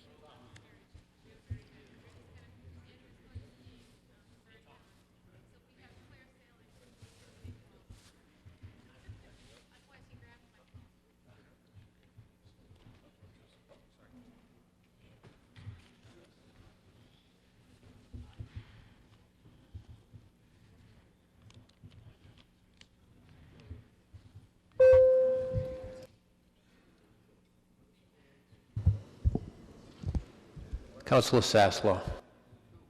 Thank you. So thank you for all my fellow councilors for your input and passion tonight. At this point, I'm comfortable with a 12-car license for Mr. Alba. What happens in Danvers happens in Danvers, but I think Peabody, 12 cars, I'm comfortable with, I'm sufficient with it, and I will support that. And I make a motion to close the public hearing. Councilors, you heard the motion. All in favor? Any opposed? It's a vote. Councilor Sasslaw. Thank you. Make a motion to, on the renewal application for a Class 2 motor vehicle license for Prestige Motors of Malden, Inc., DBA Prestige Auto Sales, 288 Newbury Street, Peabody, Mass., for 12-car license that'll be determined by the Peabody City Council will issue 2016 Class 2 motor vehicle license to said applicant, once again for 12 cars total. So moved. Councilors, you heard the motion. Roll call. Mr. President. Councilor Sinowitz. Through you to Council Sasslaw, I'd also could you add onto that, Council Sasslaw, that the applicant provide us with an accurate plot plan, so we have that on record to see what the actual plan is going to be if the cars are only going to be on the Peabody side? Yes, I'd like that. So we have that on file, because the police at some point, if there's any issues, are going to have to enforce what's going on, so. Yes, I Is would. that okay? I think that's a great recommendation. So to be clear, Mr. Alba, what we're asking for is we need a plan of where you're going to park the 12 cars, and I'd like it done with proper measurements, not just, 8 lines, 8 cars, but you know the amount of feet that you have in Peabody, so I'd like it just be accurate where you're going to park the cars. I'm going to leave that to you. but we Councilor, have could something. sorry, point of information, could we, to make that very clear, could we ask for a certified plot plan? Sure. That's what we're requesting from all the other applicants at this point, so. That's fine. So to add to the motion, a certified plot plan indicating where the 12 parked cars for sale will be located. Councilor Gould. Does that need to be certified, or we're just going to spend some money to get a certified plot plan? Well, now we've had a lot of discussion on special permits and so forth, and I think that's where we've left it in the most recent debates as a function of these applications, that's the expectation, so. Okay. But I certainly, if other councilors would like to weigh in on that. But I would also like, if we could, Councilor Sasslaw, maybe the language that if he shows the proper paperwork from Danvers that he's approved, then he can go to Tim to get his 24-car license. Why? Council, I think the issue is that we, as it turns out, don't necessarily have the authority to grant the license for cars parked in another municipality. So I think what my understanding is, what Councilor Sasslaw is trying to accomplish here is to approve a number that will fit on the Peabody portion of the lot. Okay, great. And that the applicant can deal with Danvers for the Danvers portion of the lot. Is that correct, Councilor? Correct. Thank you. Okay, you heard the motion from Councilor Sasslaw. Roll call. Councilors Mitsoulas. Yes. Sinowitz. Yes. Walsh. Yes. Manning Martin. Yes. Charist. Yes. Sasslaw. Yes. Turco. Yes. Gravel. Yes. Garabedian. Yes. Gould. McGinn. Yes. Motion carries 11 to nothing. Thank you. Good luck. Item 4D, would the clerk please read the public notice? Notice is hereby given that the City Council of the City of Peabody will conduct a public hearing on Thursday evening, January 28, 2016, at 7:30 p.m. in the Franco Wigan Auditorium, City Hall, 24 Lowell Street, Peabody, Mass., in accordance with the provisions of Chapter 48, Section 5 of the Massachusetts General Laws, to consider amending the zoning ordinance of the City of Peabody as follows. Be it ordained by the City Council of the City of Peabody that the zoning map of the City of Peabody, entitled City of Peabody Official Zoning Map, is hereby further amended as follows. Section 1, that the zoning map of the City of Peabody is hereby further amended by rezoning land located on Assessors Map 18, Parcel 95, numbered as 274 Newbury Street from MH Mobile Home Park to BR1 Regional Business 1. Section 2, all ordinances or parts of ordinances inconsistent herewith are hereby repealed. Section 3, this ordinance shall take effect as provided by law. Peabody City Council, Councilor Peter M. McGinn, City Council President. Thank you, councilors. We have an open public hearing. There are some issues associated with some timing on certain matters associated with this. I'd like Councilor Sasslaw to please comment on that. Thank you, yes. It's my recommendation that procedurally we should be getting the recommendation of the planning board. That's what we've always done. That's what the appropriate manner in how we do business. So I'm going to make a recommendation that we wait until the planning board comes back with their recommendation before we act on this. Thank you, Councilor. Just a moment, Councilor. I believe we have an attorney here representing the petitioner. Yes, I understand we're going to go in front of the planning board. I just want to, for the record, just state my name is Gregory DeMarcus. I'm an attorney, and I'm here tonight on behalf of the petitioners, the Anganises. Thank you, Attorney DeMakis. Councilor Manning Martin. Thank you, Mr. Chairman, and I'm glad that you're requesting that information.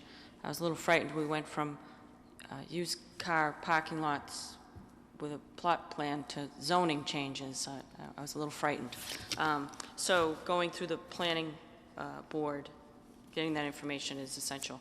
I do have a question. Maybe you can clear it up. And I did not notice this the first time it came about. But in the original request and motion on this, the letter from Nordland Associates requests that we change it from an MH to a BR. And our original motion stemming from that had us request it similarly to a BR.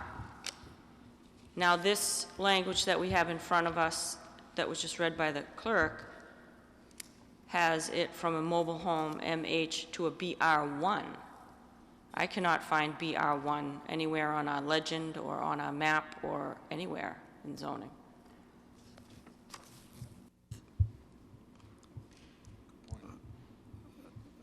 Well, we have BR, and BR1 was created by City Council. That all had to do back when we had the billboard issues, and we created the BR zone. Basically did not allow billboards. The BR1 did. So there was a differentiation. So there was a zoning change back a couple of years ago. So that particular section of Route 1 is now BR1. Yes, I remember that. So these maps here need to be updated to BR1. Yes, right? and yes, I can provide councils with those maps. Okay, that would be great. But again, my issue is the initial request and motion was for BR, and now it's morphed into BR1, and I don't know why that happened, because that was not the original request, nor was it the original motion. And then those are two. We still have a BR, right? And a BR1, right? We do, yes. Right. Yes. So the request was for BR, and then the BR1 was the strip of land to denote specifically that we could have billboards. I got that. Yeah. But I don't know how we went from BR to BR1 for the MH to go to BR1. Well, I think in just talking to the applicant didn't realize that that particular section of Route 1 was BR1. So that's why it was changed in the, I mean, we can get clarification from the attorney. That's my understanding. I did not make the original request. I'm not from Northern Associates, but I think he just was in error. This has just been changed to make it consistent with the zoning in that area. Okay, so this, on the old map, the MH, do you have one in front of you, Joel? Nope, I'm sorry, do you have the colorful one in front of you? On your desk. All right, do you see the MH off of Route 1? On the top? Is that now BR1? old MH. There's only one little MH there. You're asking me if that's all BR1 now? Yes, or BR1A. BR1, excuse me. Do you know, Tim? I don't know, Counsel. I think we would Okay. have to get All right, we'll need some clarification that, on yes. what, because Right. somewhere along the line, not through the council's motion, it was changed from a request for BR officially from, to the council, and that's the motion the council made, and now it's BR1. Those are two, there's two separate language that goes with those two zones, so we need to clear that up. I do believe that the area that has Louis BMW, which, you know, we're working on a very small map, which is, it's not contiguous, but it's close by, is a BR1. So I don't know if that helps you, but that's what I've been told. Councilor Manning Martin, what form would you like that clarification to take? Would you like to make a motion to send a communication to the planning board, perhaps, to make sure that there is a consistent understanding of the request? Well, I would, but I also would like it to trace back from those that are requesting it. It's changed from what they've requested and what the motion we made to something completely different. So I'd like all the parties to be on the same page, so I think we should link from A to Z. Everybody understands that evidently what they're requesting is for BR1, and that has never really come before the council. So you'd like that communication to be initiated by the petitioner, is that correct? Sure. And then it should come back to the council, and then it goes to the planning board, and then all three parties will have the pieces that are needed so that we all are talking about the same zone, which will affect the same zoning language that goes with that request. I'm not clear what I'm being asked to do here. Excuse me, what do you need from me from clarification? I believe that the broker made an error. He filed the original petition. I can get an affidavit from him saying that he made an error. Well, I don't need an affidavit. I guess what I'm pointing out, sir, is that there's been a change in the request, yet the council hasn't been brought on board with that change. I'm not saying somebody requested erroneously to go to BR, then at some point it was recognized that they really wanted BR1, and those are two separate, obviously, because someone noted that that did not meet their need, because they really wanted BR1, and that's what needs to go before the planning board through the council from the petitioner. So I don't know how I can be any more. It changed, and it changed along the way, and it didn't go through us to change. And it needs to get to the planning board from us to get it done the right way. Thank you, Councilor Manning Martin. Councilor Sinowitz. Thank you, Mr. President, through you to Attorney. You realize that that property that that's looking to be rezoned is surrounded three sides by residences. I do. So the concern, and I can't speak for Councilor Manning Martin, but I kind of get where she's going with this, if I can assume, that we also have a moratorium on billboards, and that, you know, that could end. And I don't want to see a zoning that allows a billboard surrounded on three sides by residential units. So that, I'm assuming, would have a different impact on the planning board when you try to get this approval or having them agree to change the zoning. It makes it a little harder. So you got to think about what you want to do and how you want to apply, because I have a serious problem if it's a BR1. And I'll talk to my clients. I don't think we care. I think we just want to get out of the MH classification to the BR, and if that's the case, we may have to refile this thing then. I mean, I don't. Well, you got to do your due diligence. diligence, There's no intent, but let me put it that way, to put a billboard on. Okay. If that's the only distinction between the BR and the BR1, I don't think that they care that this is not rezoned as a BR1. Yeah. So, and you have to understand where we're coming from as a council and a community with the headaches we've had because of billboards. So the minute I hear BR1 billboards, everybody's, you know, what's going on. So just, I would prepare yourself properly before you go to the planning board and decide what you're going to do. Well, it's a possibility it could fail. Thank you. Council Manning Martin. Thank you. That is exactly my concern. We all know what BR1 is and why it came to be, and it just cropped up in front of us, and it never came through us. So I want to start from the beginning. And, you know, you're going to change an MH to a BR1. That means that MH, you can put as many billboards as you can, whether they're static or electronic. So electronic, you can't put as many on, so. But static, you can put a whole bunch on.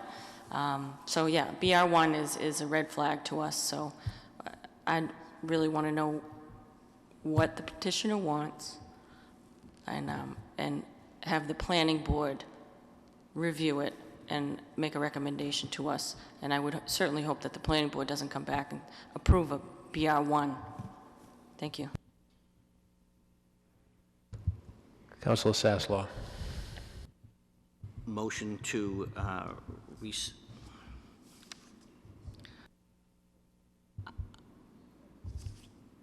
want to recess the hearing, but I also want to get the questions answered that my fellow councilors have brought up. I'm just trying to figure if you just recess the hearing, does that mean the questions are going to be answered, or it's just going to sit there? Any help would be appreciated. I think it's in front of the planning board as BR already. I think that's the way the city council sent it there. Is that correct, Tim?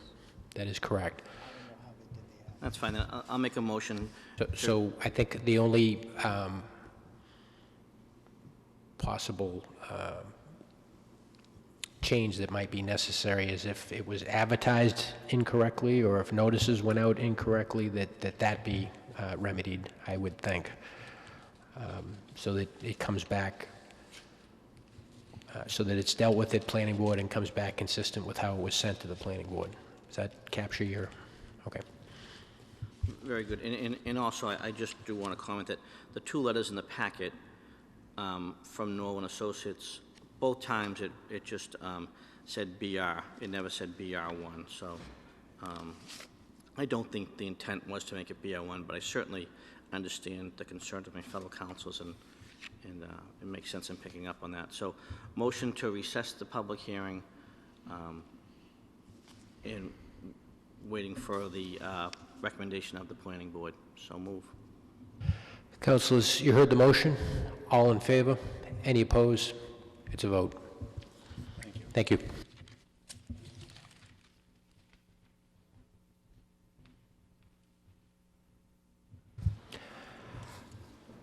Item 4E. Councilor Walsh, you should have, all councilors should have a late communication from the petitioner's attorney regarding this matter. I'd like, under suspension of the rules, I'd accept a motion to receive that. So moved, Mr. President. Thank you. Councilors, you heard the motion. All in favor? Any opposed? It's a vote. I believe the spirit of that communication was a request to withdraw this application without prejudice. Could somebody, Councilor Walsh, would you make that motion? Well, yes, I would move to allow the special permit application filed on behalf of NHR Realty LLC of 22 Stevens Street to be withdrawn without prejudice. So moved. Councilors, you heard the motions. All in favor? Any opposed? It's a vote. Reports of committees. Councilor Gravel. Thank you, Council President. This evening, the Finance Committee met. Sitting as chair for the committee was myself. In attendance were Councilor Gould, Councilor Sasslaw, Councilor Walsh, and Councilor McGinn sat in on behalf of Councilor Manning Martin. Councilor Manning Martin was able to get there a little later, and she also attended it along with Councilor Charest, Councilor Turcott, and Councilor Garabedian. Purpose of the meeting was to discuss a number of transfer items. We went through the transfer items as requested by the mayor. The first was a transfer of funds from the Community Preservation Act for the unreserved fund balance in the amount of $9,263.20 to the Community Preservation Act open space in the amount of $9,263.20. Funds to proceeds go to the Peabody Bike Path Mosaic Project. That motion was moved and approved by unanimous consent. So moved. Councilors, you heard the motion. Roll call. Councilors Mitsoulas. Yes. Sinowitz. Walsh. Yes. Manning Martin. Yes. Charist. Yes. Sasla. Yes. Turco. Yes. Gravel. Yes. Garabedian. Gould. Yes. McGinn. Yes. Motion carries 10-0, one absent. Second item discussed for the evening was the transfer of funds from the city's unreserved fund balance in the amount of $86,000 to the school to augment school security in the amount of $86,000, which will go into capital. This was based on security concerns at both the South, the West, and the Burke School. The money will be used for the installation of Columbine locks in 2 of the schools, the South and the West, and window dressing and window shades for the Burke. The motion was made for the transfer to occur and was approved by unanimous consent. So moved. Councilors, you heard the motion. Roll call. Councilors Mitsoulas. Yes. Sinowitz. Yes. Walsh. Yes. Manning Martin. Yes. Charist. Yes. Sasla. Yes. Turco. Yes. Gravel. Yes. Garabedian. Yes. Gould. Yes. McGinn. Yes. Motion carries 11-0. Third transfer of funds that occurred this evening was a request from the mayor for, actually it was a request from CPC to transfer the CPC Historic Preservation funds from the CPC unreserved in the amount of $116,000 to the CPC Historic Preservation Fund in the amount of $116,000 to augment that preservation fund to allow for the purchase of a historical property. The motion was made and approved by unanimous consent. So moved. Councilors, you heard the motion. Roll call. Councilors Mitsoulas. Yes. Sinowitz. Walsh. Yes. Garabedian. Manning Martin. Yes. Charist. Yes. Sasla. Yes. Turco. Yes. Gravel. Yes. Garabedian. Yeah. Yes. Gould. Yes. McGinn. Yes. Motion carries 11-0. It's not fair Mike gets to vote twice. The last motion that was made was a motion to fund the application from the city of Peabody, which was made to the CPC, to the CPA, for the 2 Washington Street acquisition for the purpose of historic preservation in the amount of $425,000, with the stipulation that in the event that the city of Peabody sells the property to a for-profit entity within 5 years of the acquisition, the city will reimburse the CPA the full amount, and funds to be charged for this will come from the Historical Preservation Fund 270-33022. So moved. Councilors, you heard the motion. Roll call. Councilors Mitsoulas. Yes. Sinowitz. Walsh. Yes. Manning Martin. Yes. Charist. Yes. Sasla. Yes. Turco. Yes. Gravel. Yes. Garabedian. Yes. Gould. Yes. McGinn. Yes. Motion carries 11-0. Mr. President, would like to make a motion for reconsideration, hoping said shall fail. On all 4 items. Is that motion on all 4 items, Council? Just on the last one. Just on the last one. On the last one. Councilors, you heard the motion. That's a motion for reconsidering, hoping that the same shall not prevail. Roll call. Councilors Mitsoulas. Yes. No. No.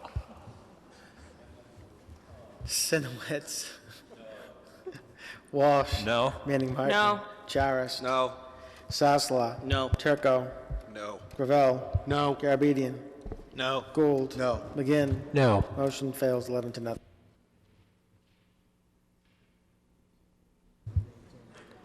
Thank you, Councilor Gravel. Councilor Walsh. Thank you, Mr. President. The Legal Affairs Committee met this evening. All members of the committee were present. Several other members were participants as well.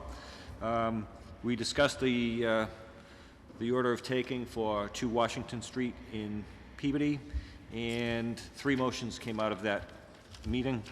The first was the order of taking, and that motion would be to move approval of an order of taking as provided in specificity in the hands of the city clerk.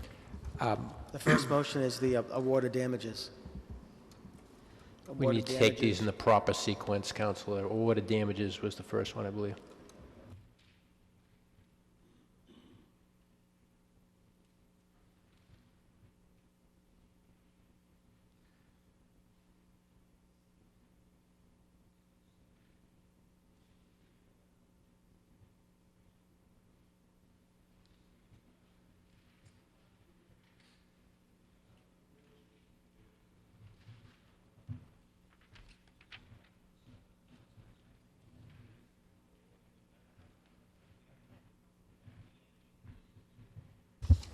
Mr. President?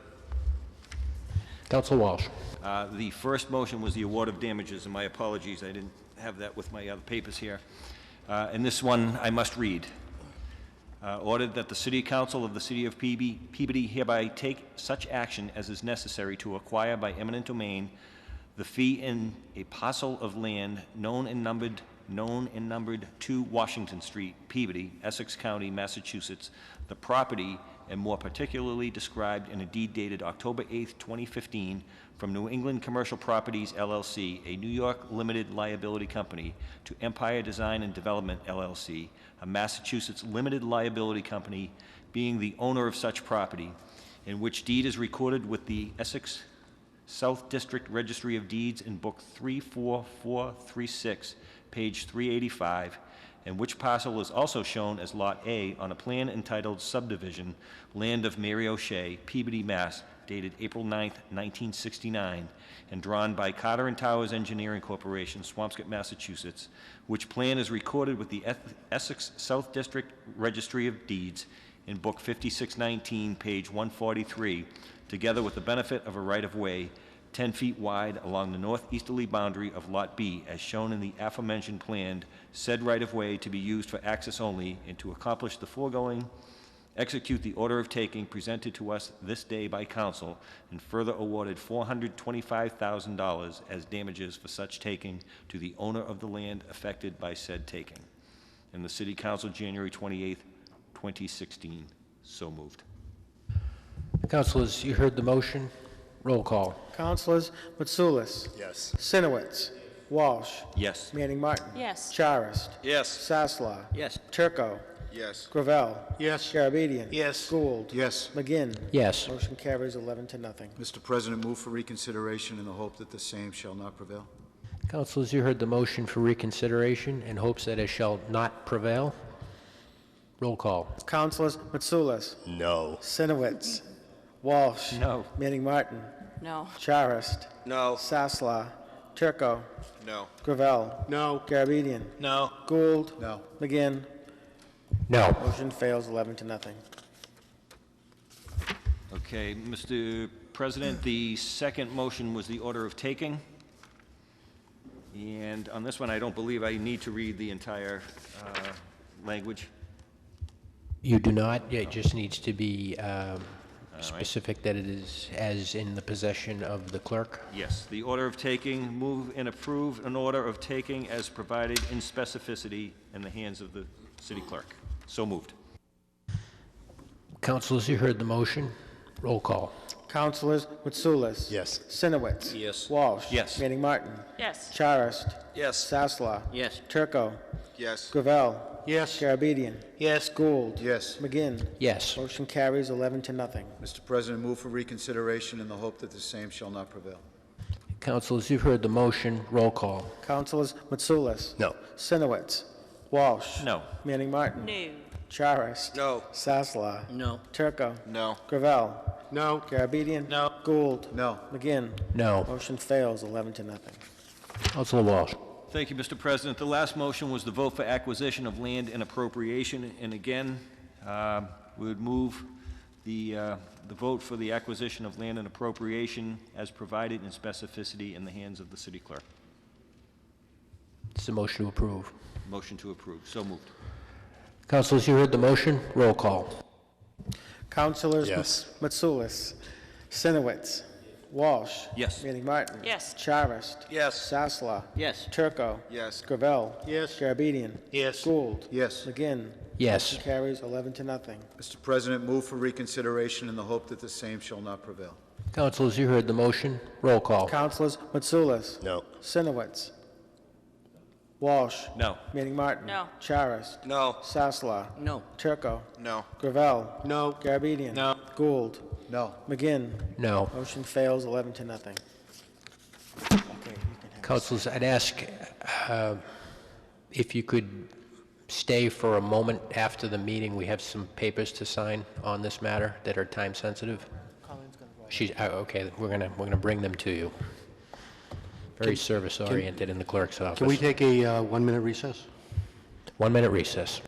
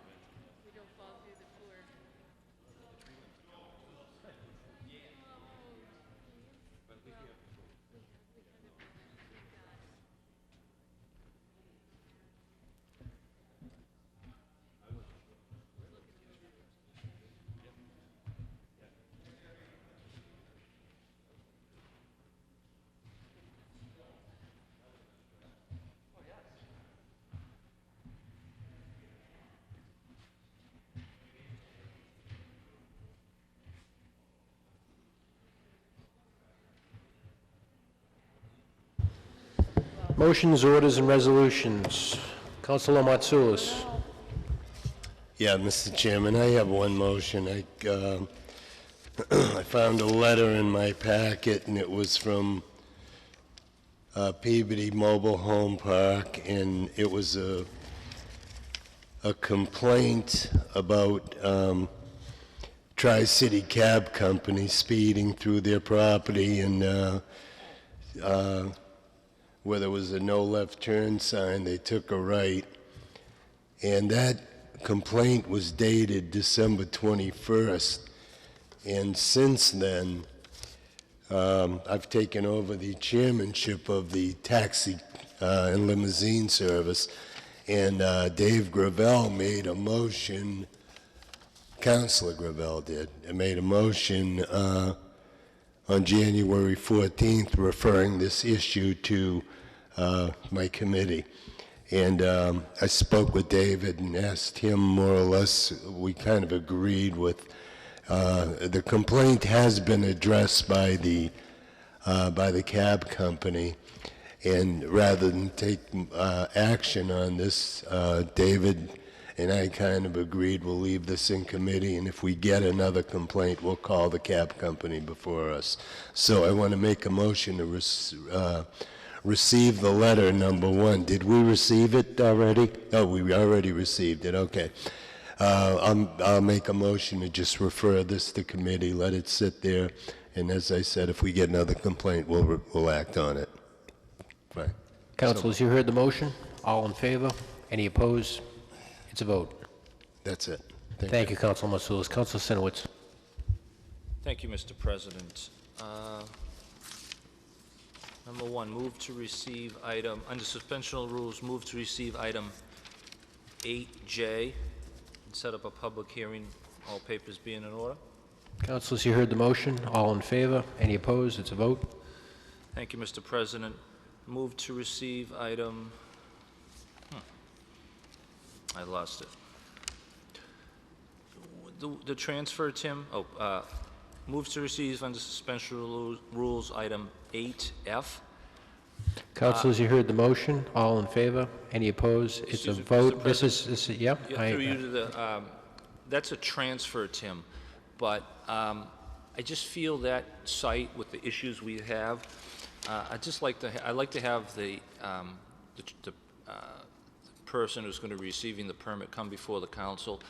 Some of the laws changed in terms of the vapor stores and the ages, and the issues we had there with the partying and the drinking. And I just want to make sure we're all on the same page and they know who the city council is when something happens, like they didn't know before. So I would like to have them come before the city council at the next meeting. So moved.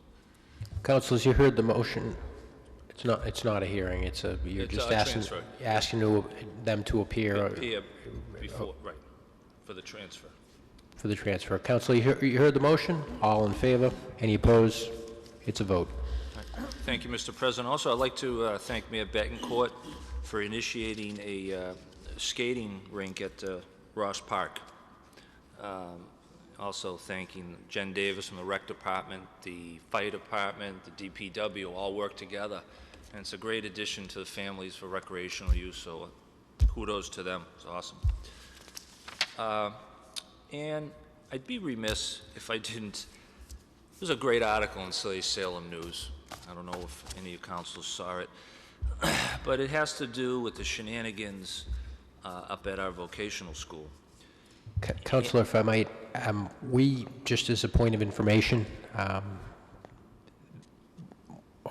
we are scheduling a meeting on February 25th with Jim Liakis, who's our representative, and this is a meeting you requested with What's the the date? superintendent, and it's February 25th. I have a motion, though, I want to make. Okay, that's fine. I wanted you to be aware that that is going to be on the calendar. Excellent, excellent. I'm just not pontificating, I do have a motion.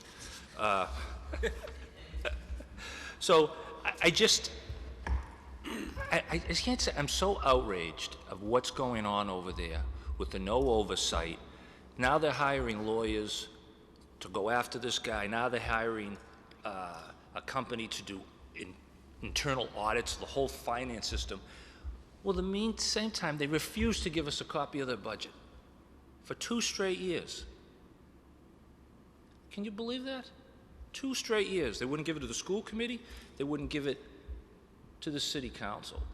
So then I read this article, and the woman who's the chair, they're trying to make things right. Well, at the same time, they're negotiating no big contracts on a skating rink. And then when we asked to get involved to decide what's going on, they told us no. So something's wrong. Something's really wrong. So they're coming on February 25th. I want to make a motion to have the budget presented here that night. Not presented to give I want a copy of the budget. I want to see what they're spending, how much money they spend our money on lawyers. How about the lobbyist for the skating rink? How much did they pay him? So that's my motion. The motion is for a copy of the budget for the Essex technical. Preferably ahead of time. We can get it ahead of time, not just that night. I'd like to. The motion is to receive that in advance of the meeting Absolutely. currently scheduled before the committee of the whole, which will be prior to our regular meeting that night. So, Councilors, is that the motion? Yes. You heard the motion. All in favor? Any opposed? It's a vote. Councilor Sinowitz. Also, I'd like to move on to suspension of rules. This is a good segue into, this is an email I received and a phone call I had about an individual's taxes going up. Councilor, I believe that's a late receipt. Is that late Under suspension of the rules, you'll move to receive that? All in favor? Any opposed? It's a vote. So let me just take a step back, and I do want to commend Councilor Liakos for the job he's doing over there. I guess, in communication with the mayor, he's really been standing up for Peabody and trying to protect our rights. He's having a tough time. But this is a segue into kind of the whole picture, how, when we talk about a $130 tax increase, and I don't know if this gentleman's math is right, but his math is right to the point where it's at least $600 increase. And you can read what he has to say. And so when I hear the stuff about the Vogue and the money that's being blown ridiculously on lawyers and every other thing that they're trying to be open and honest about, which they've lost me. And this has nothing to do with their education, how they're educating their children. I'm sure they're doing a great job educating the kids over there. It has nothing to do with that. And I just, that extra money goes into this. People's taxes go up. So it's just, we need trust, but it has to be verified. Thank you, Mr. President. Thank you, Councilor Sinowitz. Councilor Walsh. Thank you, Mr. President. I have a motion. It's one that I made last year. I just would like to have it back on the record, and perhaps we can set up a meeting. The motion was a joint motion with Councilors Gould and Mitsoulas at the time, and it was motion to set up a meeting with the Ad hoc Committee on Drug Education and Awareness and invite our police department and our Healthy Peabody Collaborative representatives to come forward, and perhaps a few other agencies as well, just to see what our options are and if there are any small things we can do on the local level to combat the opioid crisis.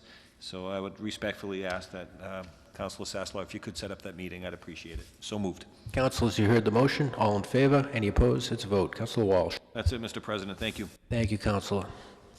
Councilor Charis. Thank you, Mr. President. Just two motions, if you bear with me. One, for the city to send a letter to the State of Department of Highway asking them to clean up the underpass of 128 in Lowell Street. If you go underneath there, you'll see the garage doors are all rusted, the windows are broken, the trash is underneath. There's another door that's, I'm not even sure if it's open or closed, it's so dark. The lighting is horrible. This is a road leading right down to our downtown. I don't think any residents or visitors should have to see a mess like that. We wouldn't tolerate a city property to look like that or a residential. So if we could ask the city to send an appropriate letter to the appropriate department, I think it might be the Department of Highway, to ask them to clean that up, put better lighting, and fix the glass, and maybe paint the doors. I'm being told by the clerk that the proper recipient would be District 4, is that right? We need some clarity on where you want that letter to come from. Would that be from the Health Department, from DPS? I would love it for the, if I may, from the City Council here. We'll have If it come that's from the city clerk? City Clerk? So moved. Thank you. Thank you for your... You heard the motion. All in favor? Any opposed? It's a vote. Councilor Charis. Thank you for your help on that. And another to maybe put in committee, I think would be proper. Again, I lean on my fellow councilman to advise me the proper procedure of this is to put in committee, or ask to put into committee, to look for the MBTA bus service, to look for an alternate route besides Forest Street, maybe throughout downtown. Again, the reason why I asked for a committee, this does affect other wards, but, okay. If you ever see this bus going up and down the street, it is quite dangerous, especially in the winter months when people are walking inside. Trash department, when they're going down a Monday, the bus trying to go around them, the people and everything, it's a nightmare. Now with the MBTA looking for more revenue, I think it would be a great source for them to hit a part of the town that maybe more people could use that service. So again, I asked maybe this should go into a subcommittee to look at an alternate route besides Forest Street. If I could, Mr. President? Yes. If I could help Mr. Sharis, Councilor Gould. maybe we ask to put that into public services, Mr. Councilor Sharis? Either that or safety, because or safety municipal is safety? traffic. Sure. I leave it up to... No, you make the motion yourself of which one you'd like it to be in. I would like to go into traffic, if I may. So Municipal Safety Committee, if that was okay. Mr. Garabedian? Thank you for your business. Councilors, you heard the motion. All in favor? Any opposed? It's a vote. Councilor Charis. That will be it for now. Thank you. Thank you, Councilor. Councilor Sasslaw. Thank you. Under suspension of rules, I'd like to make a motion to receive item 8E, receive and approve. Councilors, you heard the motion. All in favor? Any opposed? It's a vote. Councilor Sasslaw. Yes, under suspension of rules, motion to receive item 8H and also item 8I. We'll take those one at a time. 8H, you heard the motion. All in favor? Any opposed? It's a vote. Item 8I, all in favor? Any opposed? It's a vote. Councilor Sasslaw. Yes, and lastly, on suspension of rules, motion to receive item 8N, receive and approve. All papers being in order. Councilors, you heard the motion. All in favor? Any opposed? It's a vote. Councilor Sasslaw. I'm all set, thank you.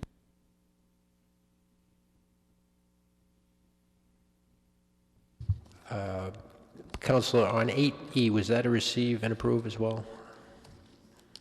8E. A receive and approve? Yes, Okay, receive and approve, got it. 8E. Thank you. Yep. Thank you, Councilor. Councilor Turco. Mr. President, I just have one motion tonight. It's a motion to have Public Services repaint the crosswalks at the intersection of County and Lynn Streets, 3 crosswalks in total, and obviously when weather permitting. So moved. Councilors, you heard the motion. All in favor? Any opposed? It's a vote. All set, Councilor Turco. That's it, Mr. President. Thank you. Councilor Gravel. Thank you, Council President. The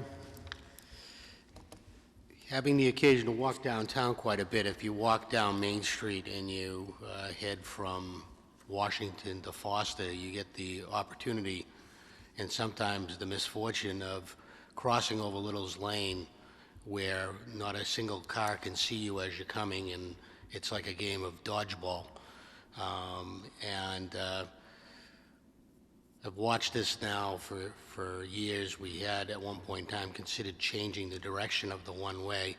It is clearly, if I look at, of all the safety issues on Main Street, it's now become one of the higher priority ones because there's no line of sight for the cars coming out, and there's no line of sight for the pedestrians making the cross.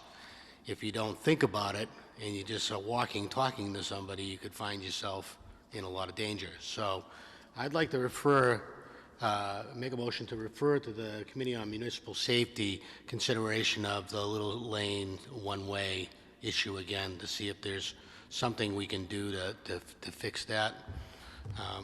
Yes. Council Sinowitz.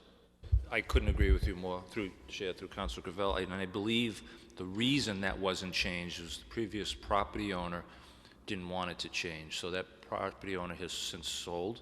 So I think that is something that should be done, and it should have been done when they reconfigured Main Street. So I would support 100%.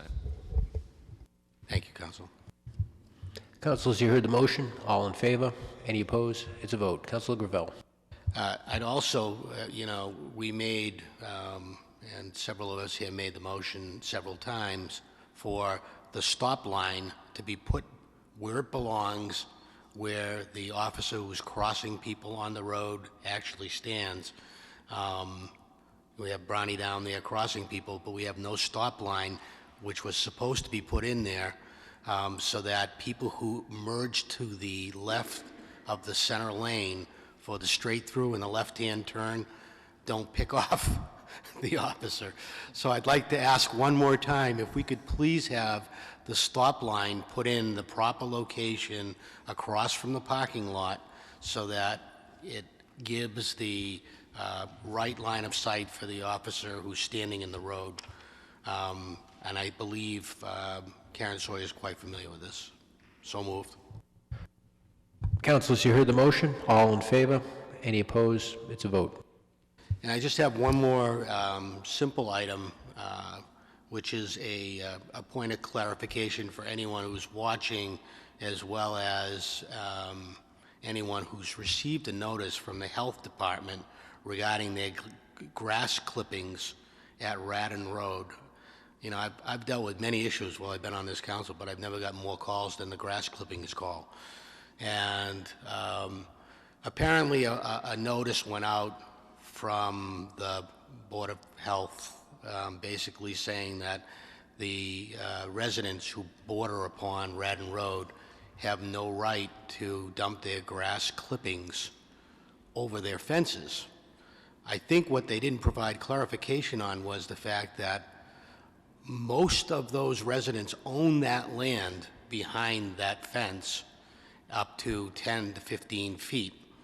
And I don't believe the city has any right to restrict the dumping of grass clippings on your own land or to make a mulch pile there if you wanted to. So I think there needs to be a point of clarification sent that the idea was they couldn't dump grass clippings in Radden Road Park in the city-owned parkland, but as I said, most of the fences aren't the border of their land. Most of the fences are 10 feet in on a buffer area. They own that land behind them, and a lot of them are a little bit upset that they got a notice that said they can't dump grass clippings on their own land. So if we could send out something to clarify to those neighbors that border Radden Road, it would be very helpful in terms of easing their mind. Thank you. Councilor, which department did that come from? I believe it came from the Public Health. So Public Health will send out the Health Department send out the clarification. Councilors, you heard the motion. Councilor Walsh. Thank you, Mr. President. I'm glad you brought that up, Councilor Gravel. That was a motion that was made prior to our current ward councilor. It was a joint motion between Councilor Osborne and I It was an issue. I had some people in the park who were looking up, and the intent was not grass clippings. If you look from the park, there were several areas that were turned into dumping grounds for other materials, and not biodegradable items. So I think the letter was a little bit strong and not the intent of what was hoped to be cleaned up. And just, again, my only comment with that is I understand that was the intent, but what was issued is, fundamentally, your yard is your property. And I think what should have been issued was you have no right to dump on public property, and, your line is your line. And if the city would like to, construct fences that designate their line, I'm sure the neighbors wouldn't mind either. But it's a matter of, they were basically told, don't dump anything over your fence or you're going to get fined. So I appreciate what you said, Councilor Walsh. So we have the original motion from Councilor Gravel. All in favor? Any opposed? It's a vote. Thank you, Councilor Gravel. Councilor Garabedian. Thank you, Mr. President. My motion is about the motions we make. The process, where we are with them. Just for an example, I don't make a lot of motions, but I have 3 motions in the last 3 months that have not even been adhered to. These are people's property, sidewalks, curbstones, and they keep asking, and what can we say to them? So I don't even know where it is in the pecking order. You know what I mean? Did they go look at it? Are they going to? Are they going to do anything about it? I think as city officials, we should know so we can answer it to our constituents. Yeah. So some kind of, and I think we had this a while ago, but it stopped. Something that's going to tell us, every couple of weeks that where we are and what's going on with everybody's motions, not just the ones we make, but I mean, we're concerned about the ones we make for our people. So I don't know if somebody can do it, but I'm going to put it in the form of a motion that we get this information to us. So that's my motion. Thank you.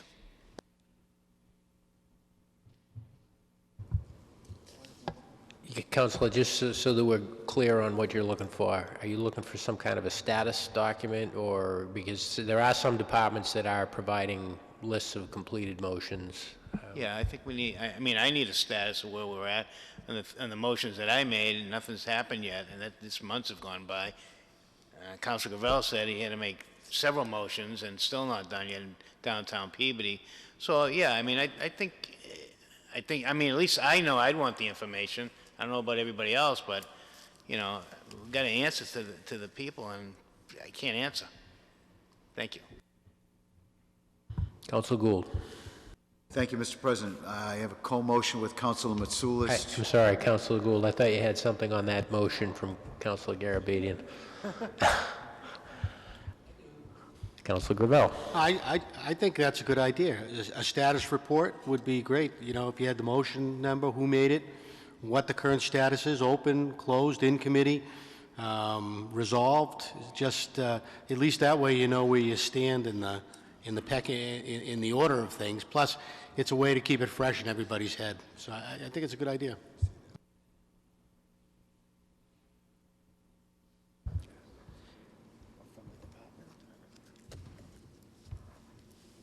You heard the motion. All in favor? The tone of my voice is only because I'm trying to understand administratively how that's going to happen. So I think everybody agrees with the spirit of the motion. We're just trying to understand the mechanics behind it so that it doesn't become just another motion.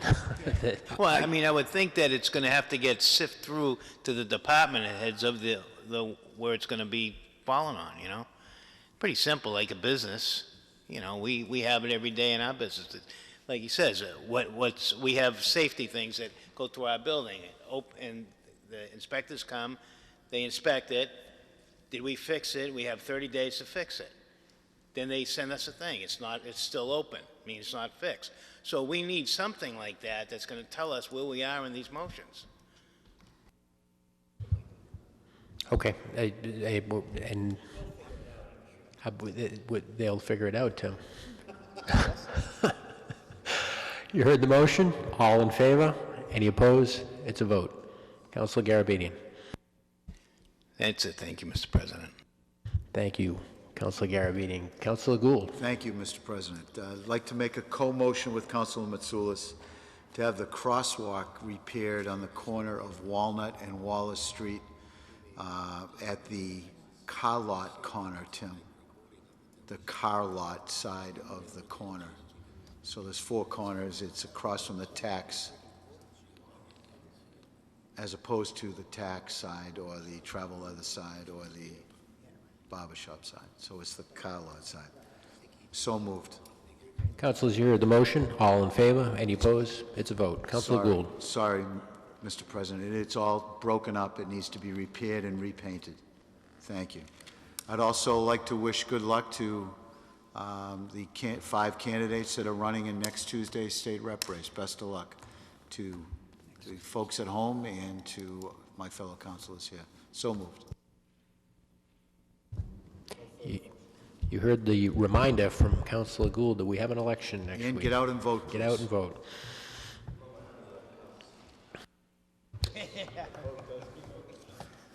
Thank you, Councilor Gould. Can I have a motion to receive item 8B?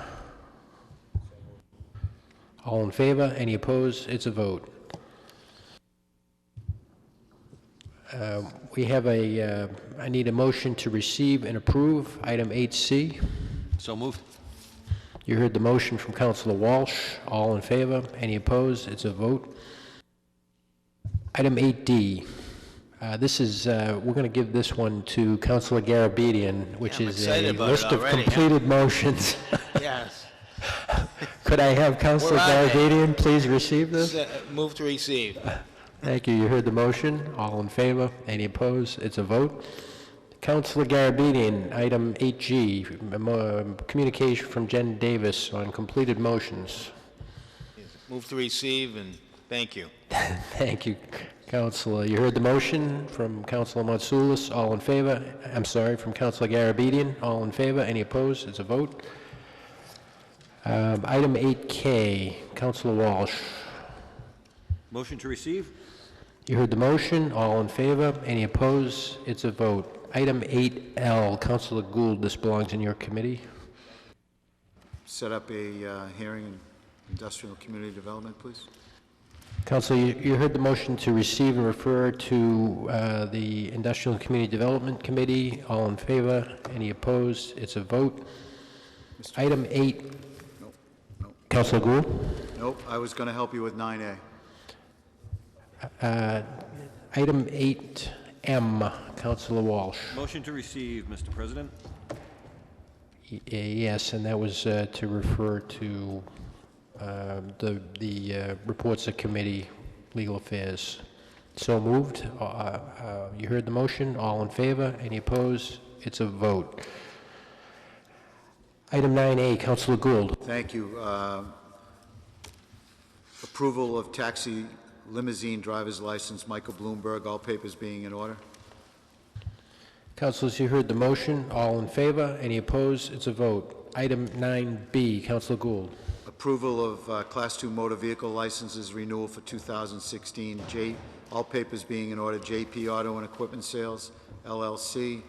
Mike's Custom Auto Body, Inc. Palmetto Motor Sales and Tri-State Auto Sales, all papers being in order. Councilors, you heard the motion. All in favor? Any opposed? It's a vote. I'll accept a motion to adjourn. You heard the motion. All in favor? Any opposed? We're adjourned.